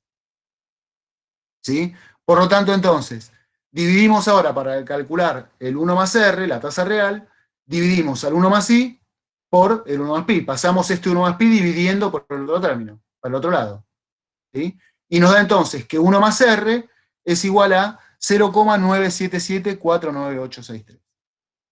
Pasamos este 1 restando para el otro término y nos queda ahí entonces que R es una tasa negativa de 2,25%. O sea, fíjense cómo, en definitiva, acá lo que vemos es que teníamos la tasa de inflación era del 2,5% mensual, ¿sí? Y el pico rendía 0,25 mensual.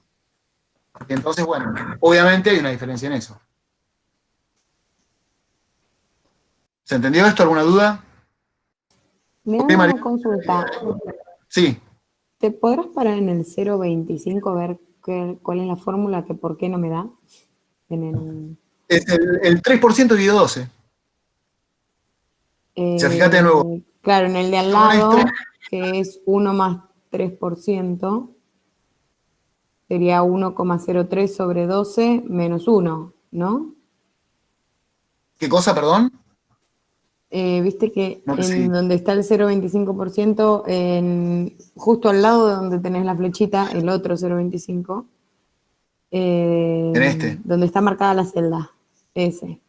Sí, sí. Tenemos Ok. arriba 1 más 3% sobre 12. Eso sería 1,03 sobre 12, ¿no? 1,003. Ah, me comí un 0 entonces. Ahí Exacto. está. A ver, pruebo. Gracias.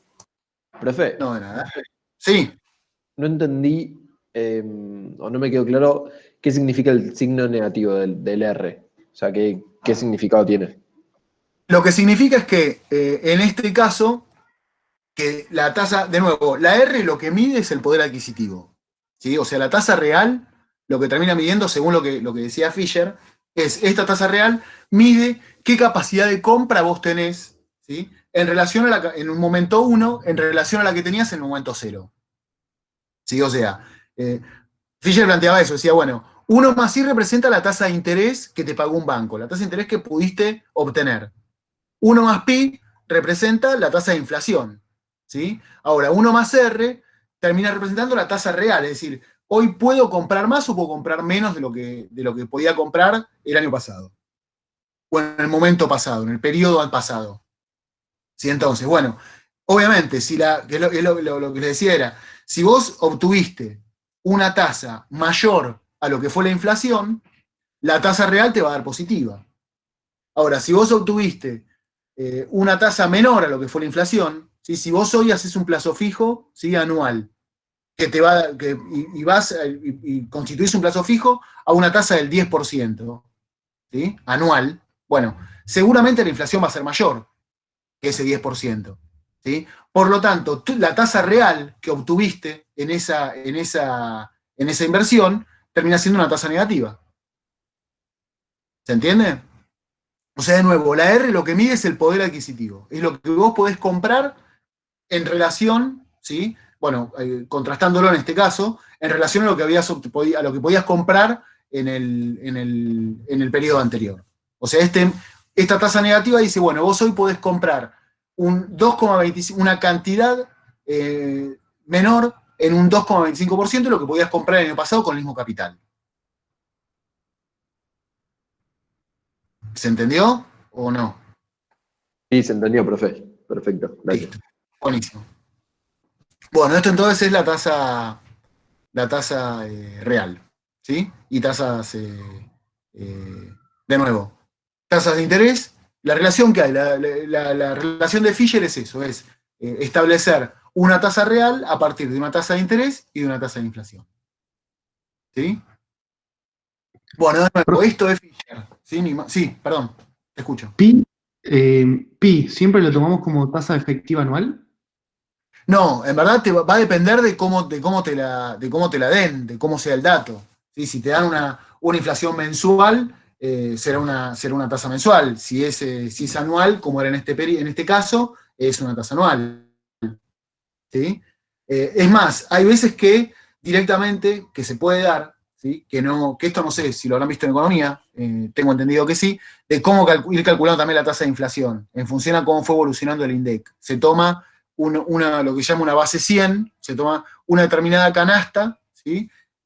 Hoy supongamos, la canasta vale, por decir una cosa, 100 pesos, ¿sí? El mes que viene medimos esa misma canasta, y en vez de dar 100 pesos, da 101 pesos, ¿sí? Bueno, la inflación entonces, ¿de cuánto fue? Desde ahora hasta el mes siguiente, del 1%, ¿sí? Bueno, así sucesivamente. El mes que viene, yo tenía 101 pesos, bueno, mido esa misma canasta al mes siguiente y en vez de ser 101, fue 103. Bueno, ¿cuánto representan esos 2 pesos en relación a los 101 que estaban antes? Y así, ahí voy calculando la tasa de inflación. ¿Sí? Así es como se va calculando. Se va viendo cómo va evolucionando esa misma canasta. Es lo que les decía. Se toma una determinada canasta, determinados productos, siempre los mismos productos medidos en el mismo lugar. ¿Sí? ¿Cuánto valen hoy? ¿Cuánto valen el mes que viene? ¿Cuánto valen el mes siguiente? Y así sucesivamente. Y entonces, de ir viendo cuáles fueron los índices de actualización de esa canasta, es que se va calculando este pi. Entonces les decía, hay veces que hasta de repente, en vez de darte como dato la tasa de inflación, podés llegar a tener la tasa de la evolución de esa canasta, que en definitiva es calcular el porcentaje, ¿no? No es mucho más que eso.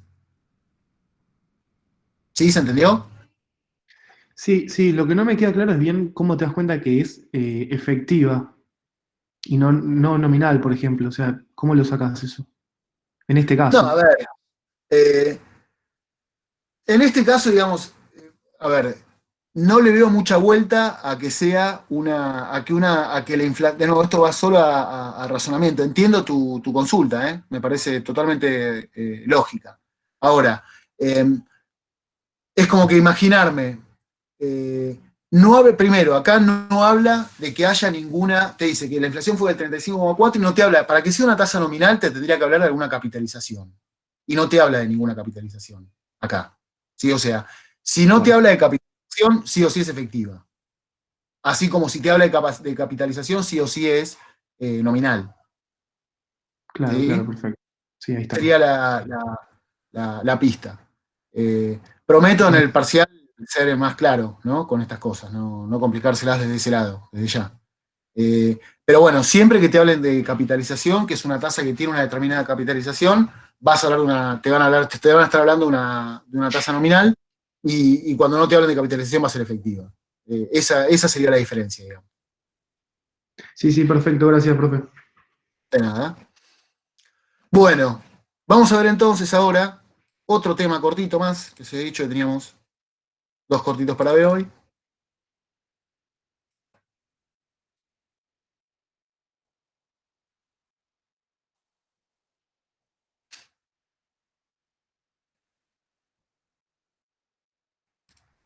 Y es básicamente, vamos a ver lo que son las tasas activas y las tasas pasivas, y lo que quiere decir el spread.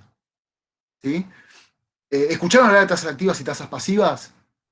Bueno, básicamente, vamos a hablar un poquito, antes de meternos en el, vamos a ver un poquito cómo funciona, qué es un banco, una entidad financiera. ¿Sí? ¿Cuál es el negocio? ¿Por dónde le pasa el negocio a una entidad financiera? Bueno, imagínense, ¿sí?, que hoy hay un cliente, ¿sí?, que ese cliente va y hace un depósito en el banco. ¿Sí? Y consideremos que ese depósito, en verdad no es un depósito, sino que constituye un plazo fijo. ¿Sí? Supongamos que va de nuevo un cliente a un banco, ¿sí?, a una entidad financiera, y hace un plazo fijo.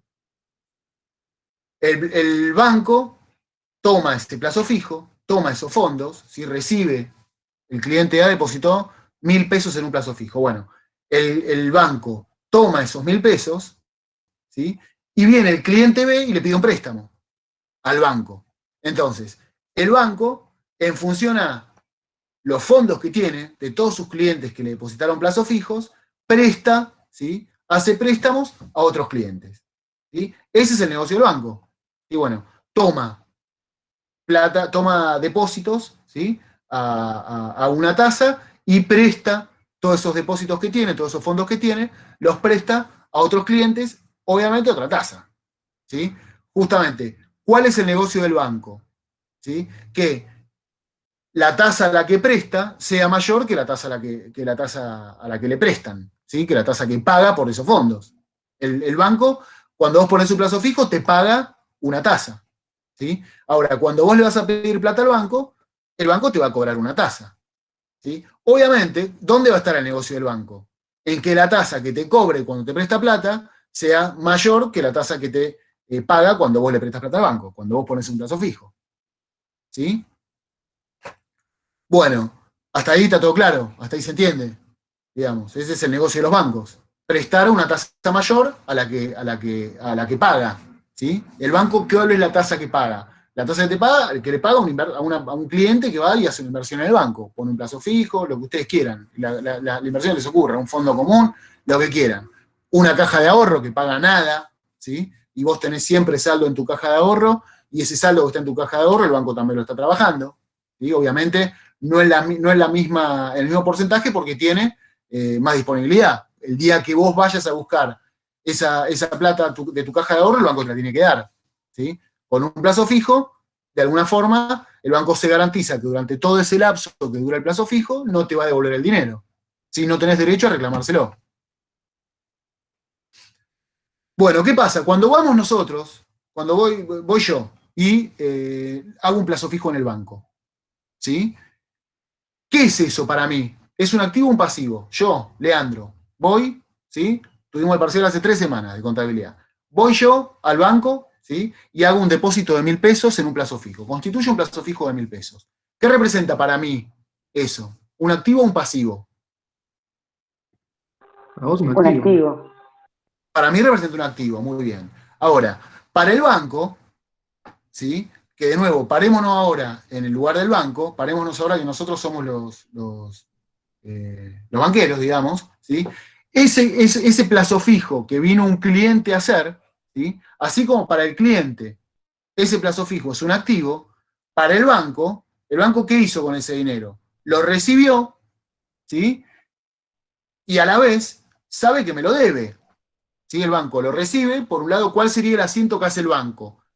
Le entran disponibilidades por 1.000 pesos, ¿sí? Pero esos 1.000 pesos que el cliente me depositó, me los debe a mí. Es más, me va a tener que pagar a mí esos 1.000 pesos y demás intereses. ¿Sí? Por lo tanto, cuando nosotros hacemos un depósito en el banco, lo que para nosotros es un activo, para el banco es un pasivo.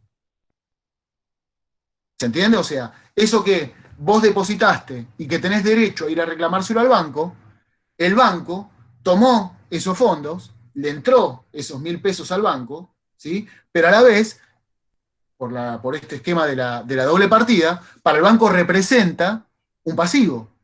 ¿Sí? O sea, por un lado le entran los 1.000 pesos, al banco le entran disponibilidades por 1.000 pesos, ¿sí? Y por otro lado, la contrapartida de eso es que esos 1.000 pesos me los debe a mí, si yo le hice el plazo fijo.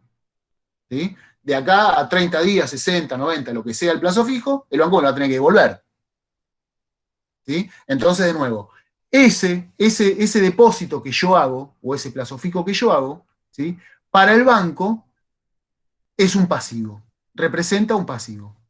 Por lo tanto, esa tasa de interés que me va a pagar el banco a mí cuando hago un plazo fijo, ¿sí? Se llama una tasa de interés pasiva. O sea, cuando el banco toma fondos, ¿sí? Los toma a lo que se llama tasa de interés pasiva. ¿Sí? Ahora, el banco, esos 1.000 pesos que me dio a mí, perdón, esos 1.000 pesos que yo le di al banco, ¿sí? Va a Yamila y le pide 1.000 pesos, le pide un préstamo de 1.000 pesos. ¿Sí? Para Yamila, que pide ese préstamo, ¿qué va a hacer? ¿Cómo lo registra Yamila en su contabilidad? Yamila registra que le entran 1.000 pesos, ¿sí? En sus disponibilidades y como contrapartida que le debe 1.000 pesos al banco. O sea, va a registrar un pasivo, Yamila va a registrar un pasivo de 1.000 pesos. Ahora, ¿qué hizo el banco? El banco hizo lo inverso, el banco registró una salida de esos 1.000 pesos de disponibilidades, ¿sí? Y como contrapartida tiene una cuenta por cobrar. ¿Sí? Yamila en algún momento le va a tener que pagar al banco eso. Y por lo tanto, para el banco, cuando el banco presta dinero, al banco le representa un activo y por eso se llama tasa activa. O sea, de nuevo, siempre nos paramos desde el lugar del banco, ¿sí? Y desde el lugar del banco, una tasa pasiva, ¿sí? Es la que le va a pagar a quien hace un plazo fijo, a quien le presta plata al banco, por decirlo de alguna forma, y una tasa activa es a quien el banco le presta plata. ¿Sí? Eso es a lo que se denominan tasas activas y tasas pasivas. ¿Sí? Obviamente, de nuevo, el banco, la tasa pasiva es la que paga cuando toma fondos. ¿Sí? Y cuando presta esos fondos que tomó, ¿sí? Cobra una tasa activa. ¿Se entendió? La lógica de funcionamiento, digamos. ¿Y cuáles son las tasas activas y las pasivas? De nuevo, el dinero que el banco recibe, ¿sí? Está asociado a una operación pasiva y va a pagar una tasa pasiva. El dinero que el banco presta, eso le representa al banco un activo, ¿sí? Le aumenta sus cuentas por cobrar, como se lo prestó a Yamila, el banco registró, Yamila me tiene que pagar todo esto, ¿sí? Y esa deuda que tiene Yamila con el banco, para el banco es una tasa activa. ¿Sí? Para el banco es una operación activa asociada a una tasa activa. ¿Sí? Entonces, la utilidad bruta, ¿sí? Que va a obtener la entidad financiera en valores absolutos, surge de la diferencia entre lo que recibe y lo que paga la entidad financiera. O sea, ¿dónde va a estar la cosa? El banco, cuál es lo que el banco, la ganancia bruta del banco, todo lo que gana el banco, es 1 más la tasa activa. ¿Y cuánto es lo que paga el banco como costo de capital? 1 más la tasa pasiva. Si por lo tanto, la ganancia del banco va a estar dado por la diferencia entre lo que el banco gana por prestar, menos lo que el banco pierde o paga por recibir un préstamo. ¿Se entendió hasta ahí? ¿Se entiende esta lógica?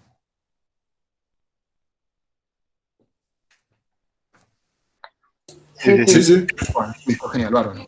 Entonces, la utilidad bruta que va a obtener el banco va a ser esa diferencia, entonces, entre la tasa activa y la tasa pasiva. ¿Qué tiene que hacer el banco con esta utilidad bruta? ¿Qué hace el banco con esto? Bueno, obviamente, con eso cubre su costo. En definitiva, 1 más la tasa pasiva es su costo. Esto acá es su costo.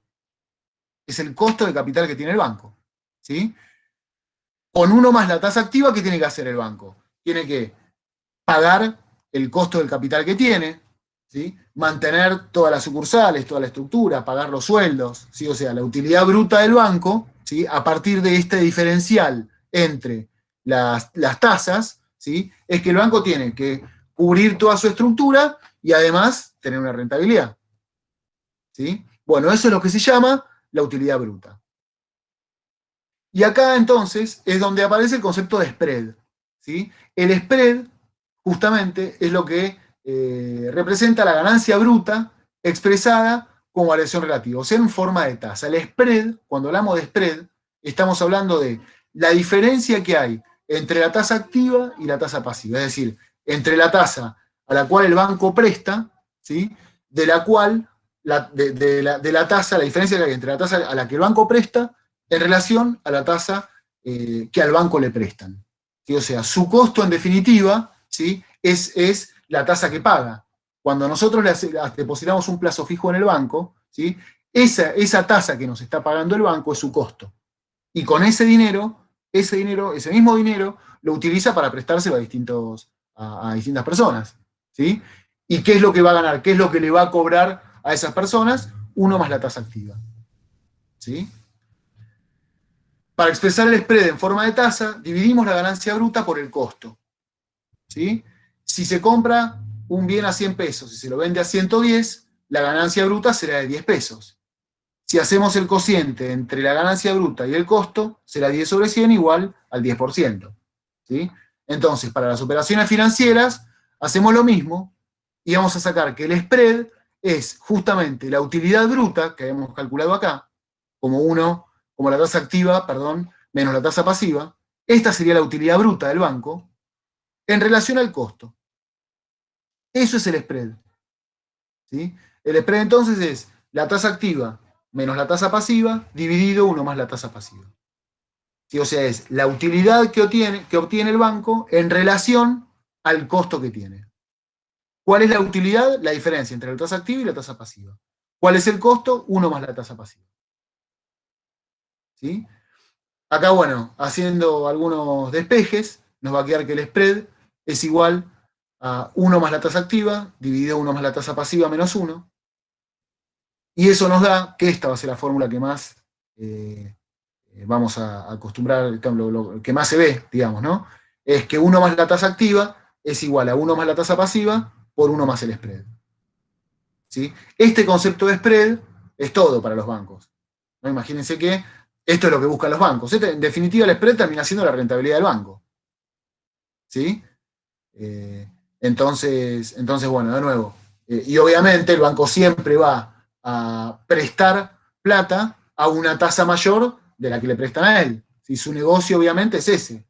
¿Sí? Es pagarte a vos un plazo fijo. Imagínate, vos el mismo plazo fijo que si vos vas al banco hoy y querés constituir un plazo fijo, te van a ofrecer un 33, 34, más o menos. ¿Sí? 33%. ¿Sí? Ahora creo que lo subieron un punto, pero estaba ahí. ¿Sí? Suponete que es 33%. Si vas a pedir un préstamo al banco, lo recontra garantizo que te van a cobrar una tasa mucho mayor al 33%. Sí, bueno, eso justamente es el spread, esa es la ganancia que tiene el banco. ¿Sí? ¿Se entendió?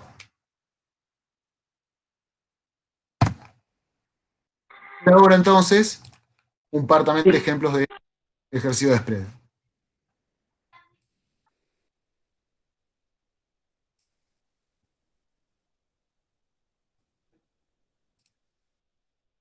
Dice, un banco otorga préstamos cobrando una tasa anual del 36,8% con capitalización mensual. Además, concede por las colocaciones en plazo fijo una tasa de interés efectiva mensual del 2%. y nos pide determinar el spread anual vigente. Acá lo mismo, tenemos que tener en cuenta que todas las tasas que metamos acá adentro, ¿sí? Tanto que la tasa activa como la pasiva, como el spread, todos tienen que ser tasas efectivas y de la misma unidad de tiempo, ¿sí? Acá nos está pidiendo que calculemos el spread anual. O sea, nos está diciendo que esta S, la S tiene que ser una tasa efectiva anual, ¿sí? Porque nos pide un spread anual. Y siempre vamos a tener que meter tasas efectivas, ¿sí? Por lo tanto, para poder calcular esta AS como una tasa efectiva anual, vamos a tener que tener en cuenta que tanto la tasa activa como la tasa pasiva van a tener que estar expresadas de forma efectiva y anual, ¿sí? Y eso es lo que vamos a hacer ahora. Dice, un banco otorga préstamos cobrando una tasa anual del 36,8% con capitalización mensual. Si el banco otorga préstamos, ¿eso qué representa? ¿La tasa activa o la tasa pasiva? Vamos de nuevo al razonamiento. Cuando el banco presta plata, ¿sí? Para el banco, en ese momento, ¿qué es lo que representa esa plata que presta? ¿Sí? Un activo. Un activo, exactamente. O sea que uno más la tasa activa, ¿sí? Es lo que va a surgir, está dada por, perdón, uno más la tasa activa, no. La tasa activa, ¿sí? Está dada por una tasa nominal anual igual al 36,8% con capitalización mensual. Por lo tanto, si nosotros queremos calcular la tasa activa como una tasa efectiva anual, ¿sí? Tenemos que pasar esta tasa nominal anual a una efectiva anual, ¿sí? ¿Qué vamos a tener entonces? 1 más la tasa nominal anual, que es el 36,8%. Como es con capitalización mensual, la dividimos por 12 y como la queremos llevar a un periodo anual, la elevamos a la 12. Y del otro lado, vamos a tener que tener 1 más una tasa efectiva anual que va a ser justamente esta I. Como es efectiva, no la dividimos por nada, y como ya está expresada en un año, no le vamos a dar nada.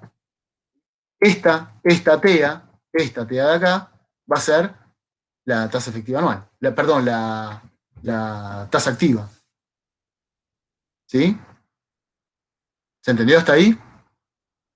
Esto a la vez, 1 más esta tasa efectiva anual, va a ser 1 más la IA, ¿sí? La tasa activa. Por lo tanto, ahora resolvemos.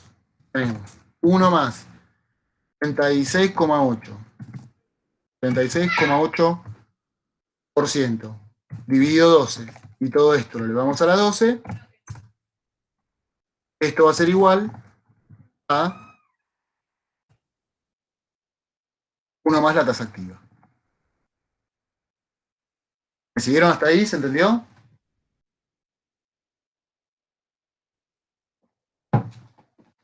Vamos a la...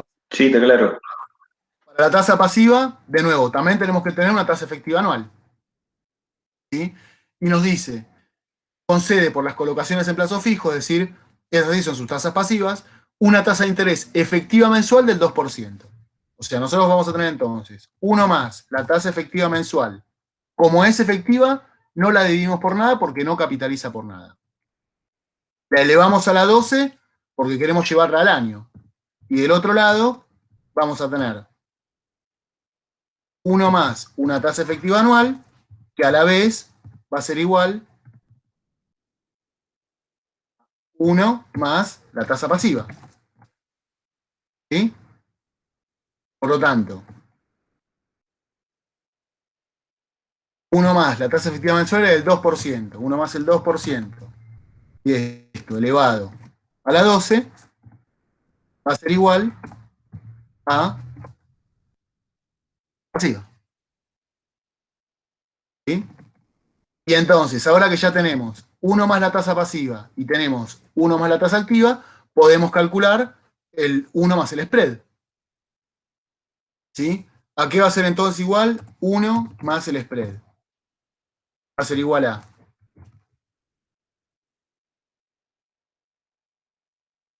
1 más la tasa activa, que era esto de acá, dividido 1 más la tasa pasiva. Eso es lo que nos está dando entonces el spread. Si queremos calcular el spread, despejándolo del 1, le restamos a esto el 1. Entonces, que el spread es de 13,29%. ¿Está bien?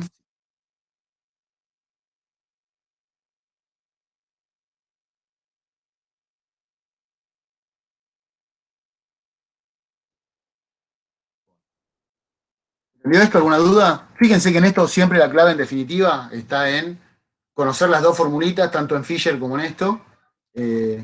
Entender más o menos, obviamente, por dónde viene la mano y por eso vimos todos los razonamientos, pero en definitiva acá la clave está en poder después hacer bien las equivalencias de tasas para meter adentro de las fórmulas con las tasas que corresponden, digamos, ¿no? Sin hacer lío con eso. ¿Se entendió? ¿Alguna duda? Vamos a hacer uno más. Dice, una entidad paga a sus ahorristas una tasa efectiva trimestral del 4,5678,4%. Si además cobra por sus préstamos una tasa del 42% anual con capitalización mensual, ¿cuál es el spread mensual con el que opera la entidad financiera? Y, o sea, nos está pidiendo que calculemos el spread mensual. Por lo tanto, nos está pidiendo que calculemos una tasa efectiva mensual. Y nos dice que la entidad paga a los ahorristas una tasa efectiva trimestral del 4,5678,4%. Si paga a sus ahorristas, ¿qué es eso? Va a ser una tasa pasiva, ¿sí? Y que también tenemos que llegar a tener, que tiene que ser una tasa efectiva mensual. ¿Cómo vamos a llegar a la tasa pasiva? Bueno, nos dice acá que tenemos 1 más la tasa efectiva, nos dice que es una tasa efectiva trimestral del 4,5678,4%. ¿Sí? O sea, 1 más la tasa efectiva trimestral. Como es efectiva, no la dividimos por nada, porque capitaliza una sola vez en el trimestre. Y como la queremos llevar al año, la vamos a elevar a la cuarta, porque un año tiene 4 trimestres.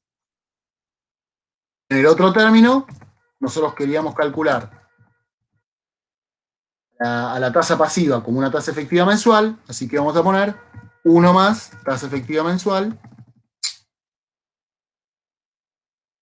elevado a la 12. ¿Qué tenemos acá entonces? 1 más la tasa efectiva trimestral era del 4,5678,4%. Esto lo vamos a elevar a la cuarta, y a la vez lo vamos a elevar a la cuarta, y a la vez pasamos como raíz la potencia de la tasa efectiva mensual. O sea, lo dividimos por 12. Está dando entonces que 1 más la tasa pasiva es igual a 1,015. Es decir, estamos hablando que la tasa pasiva es del 1,5% mensual. ¿Sí? ¿Me van siguiendo o no? O capaz que se me cortó el Meet y yo sigo acá, ¿eh? Sí, profe, por ahora sí. Sí, te seguimos. Listo, genial. Bueno, vamos entonces. Vamos ahora con la tasa activa. Dice, además cobra por sus préstamos una tasa del 42% anual con capitalización mensual. Vamos a calcular entonces ahora 1 más la tasa activa. ¿Qué vamos a tener? 1 más la tasa activa. Para la tasa activa nos plantea que es una tasa del 42% anual con capitalización trimestral. O sea, vamos a tener, como nos dice que es, perdón, con capitalización mensual. Como nos dice que es una tasa anual con capitalización mensual, estamos hablando de una tasa nominal anual. ¿Sí? ¿Por qué nominal? De nuevo, porque capitaliza más de una vez en el periodo. Es una tasa anual con capitalización mensual. O sea, es una tasa anual que capitaliza ¿cuántas veces en el periodo? 12 veces. Esto también queremos llevarlo, para llevarlo hasta un año, lo elevamos a la 12. ¿Y esto a qué lo vamos a igualar? También vamos a calcular 1 más una tasa efectiva mensual elevado a la 12. ¿Sí? Por lo tanto, ¿a qué va a ser igual esta 1 más IA? Vamos a tener. Simplificamos las dos potencias a la 12, simplificamos los dos unos, ¿sí? Nos va a quedar entonces que esto va a ser 1 más la tasa nominal anual, que era del 42%, dividido 12. Por lo tanto, nos da que la tasa activa es del 3,5% y la tasa pasiva es del 1,5%. ¿Cómo hacemos entonces para calcular el spread? 1 más el spread, ¿a qué va a ser igual? La tasa activa, a 1 más la tasa activa, dividido 1 más la tasa pasiva. Y eso nos da 1,0197. Queremos calcular el spread. Por lo tanto, restamos 1 y nos queda que el spread es el del 1,97%. ¿Sí? Bueno, ¿se entendió esto? ¿Alguna duda?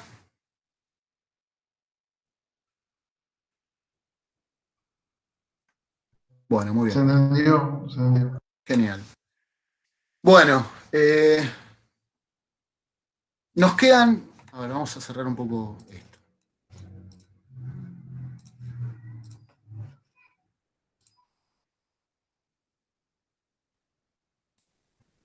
Bueno, acá estoy. Bueno, nos quedan todavía, bueno, varias clases, obviamente.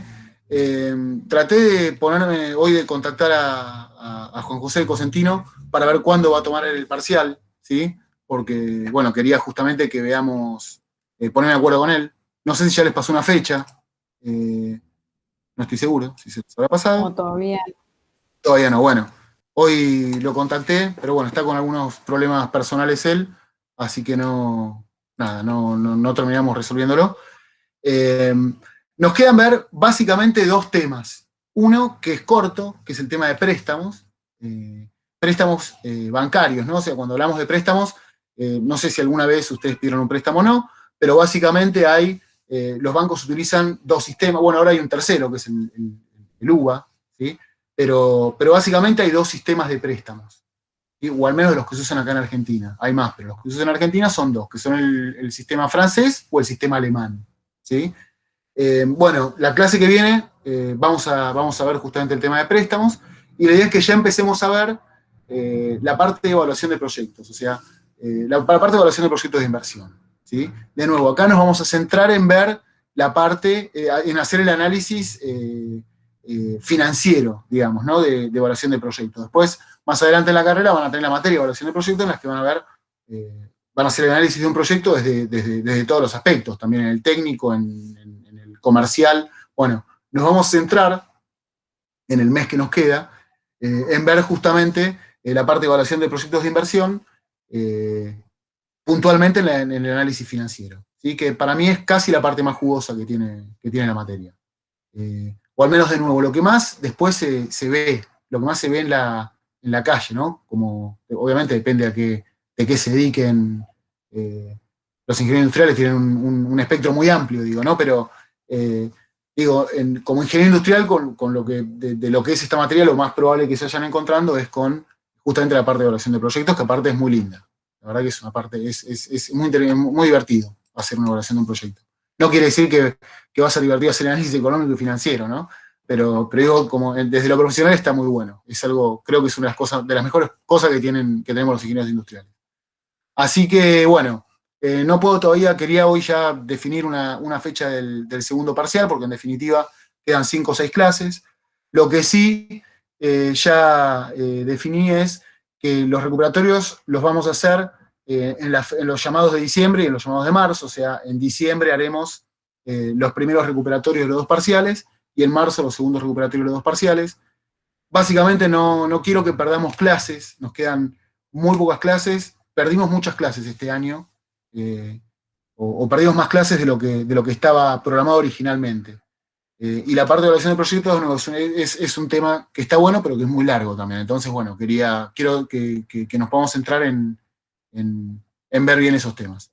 Así que los que quieran rendir el recuperatorio van a ser seguramente en diciembre, ¿sí? En algún llamado de diciembre. Veremos cómo lo organizamos después, qué línea baja la Facu. Así que haremos en diciembre los primeros recuperatorios, en febrero los segundos recuperatorios. Desde ya que los que no tuvieron todos los que no tuvieron nota de promoción tienen derecho a rendir el recuperatorio, o sea, tanto los que estuvieron desaprobados como los que están aprobados y que no tienen nota de promoción y que quieren levantar esa nota para llegar de nuevo a tener la posibilidad de la promoción. Bueno, eso lo vamos a hacer en diciembre, ¿sí? Los 2 recuperatorios. Así que bueno, por hoy lo dejamos. La clase que viene espero ya poder confirmar mejor todo el tema de fechas que nos queda por ver. Así que bueno, de nuevo, buena semana para todos. Pásenla bien, cuídense. Chau, chau. Profe, una consulta. Sí, cómo no. ¿Una consulta? Dale, ¿Tiene alguna fecha tentativa? O sea, serían las últimas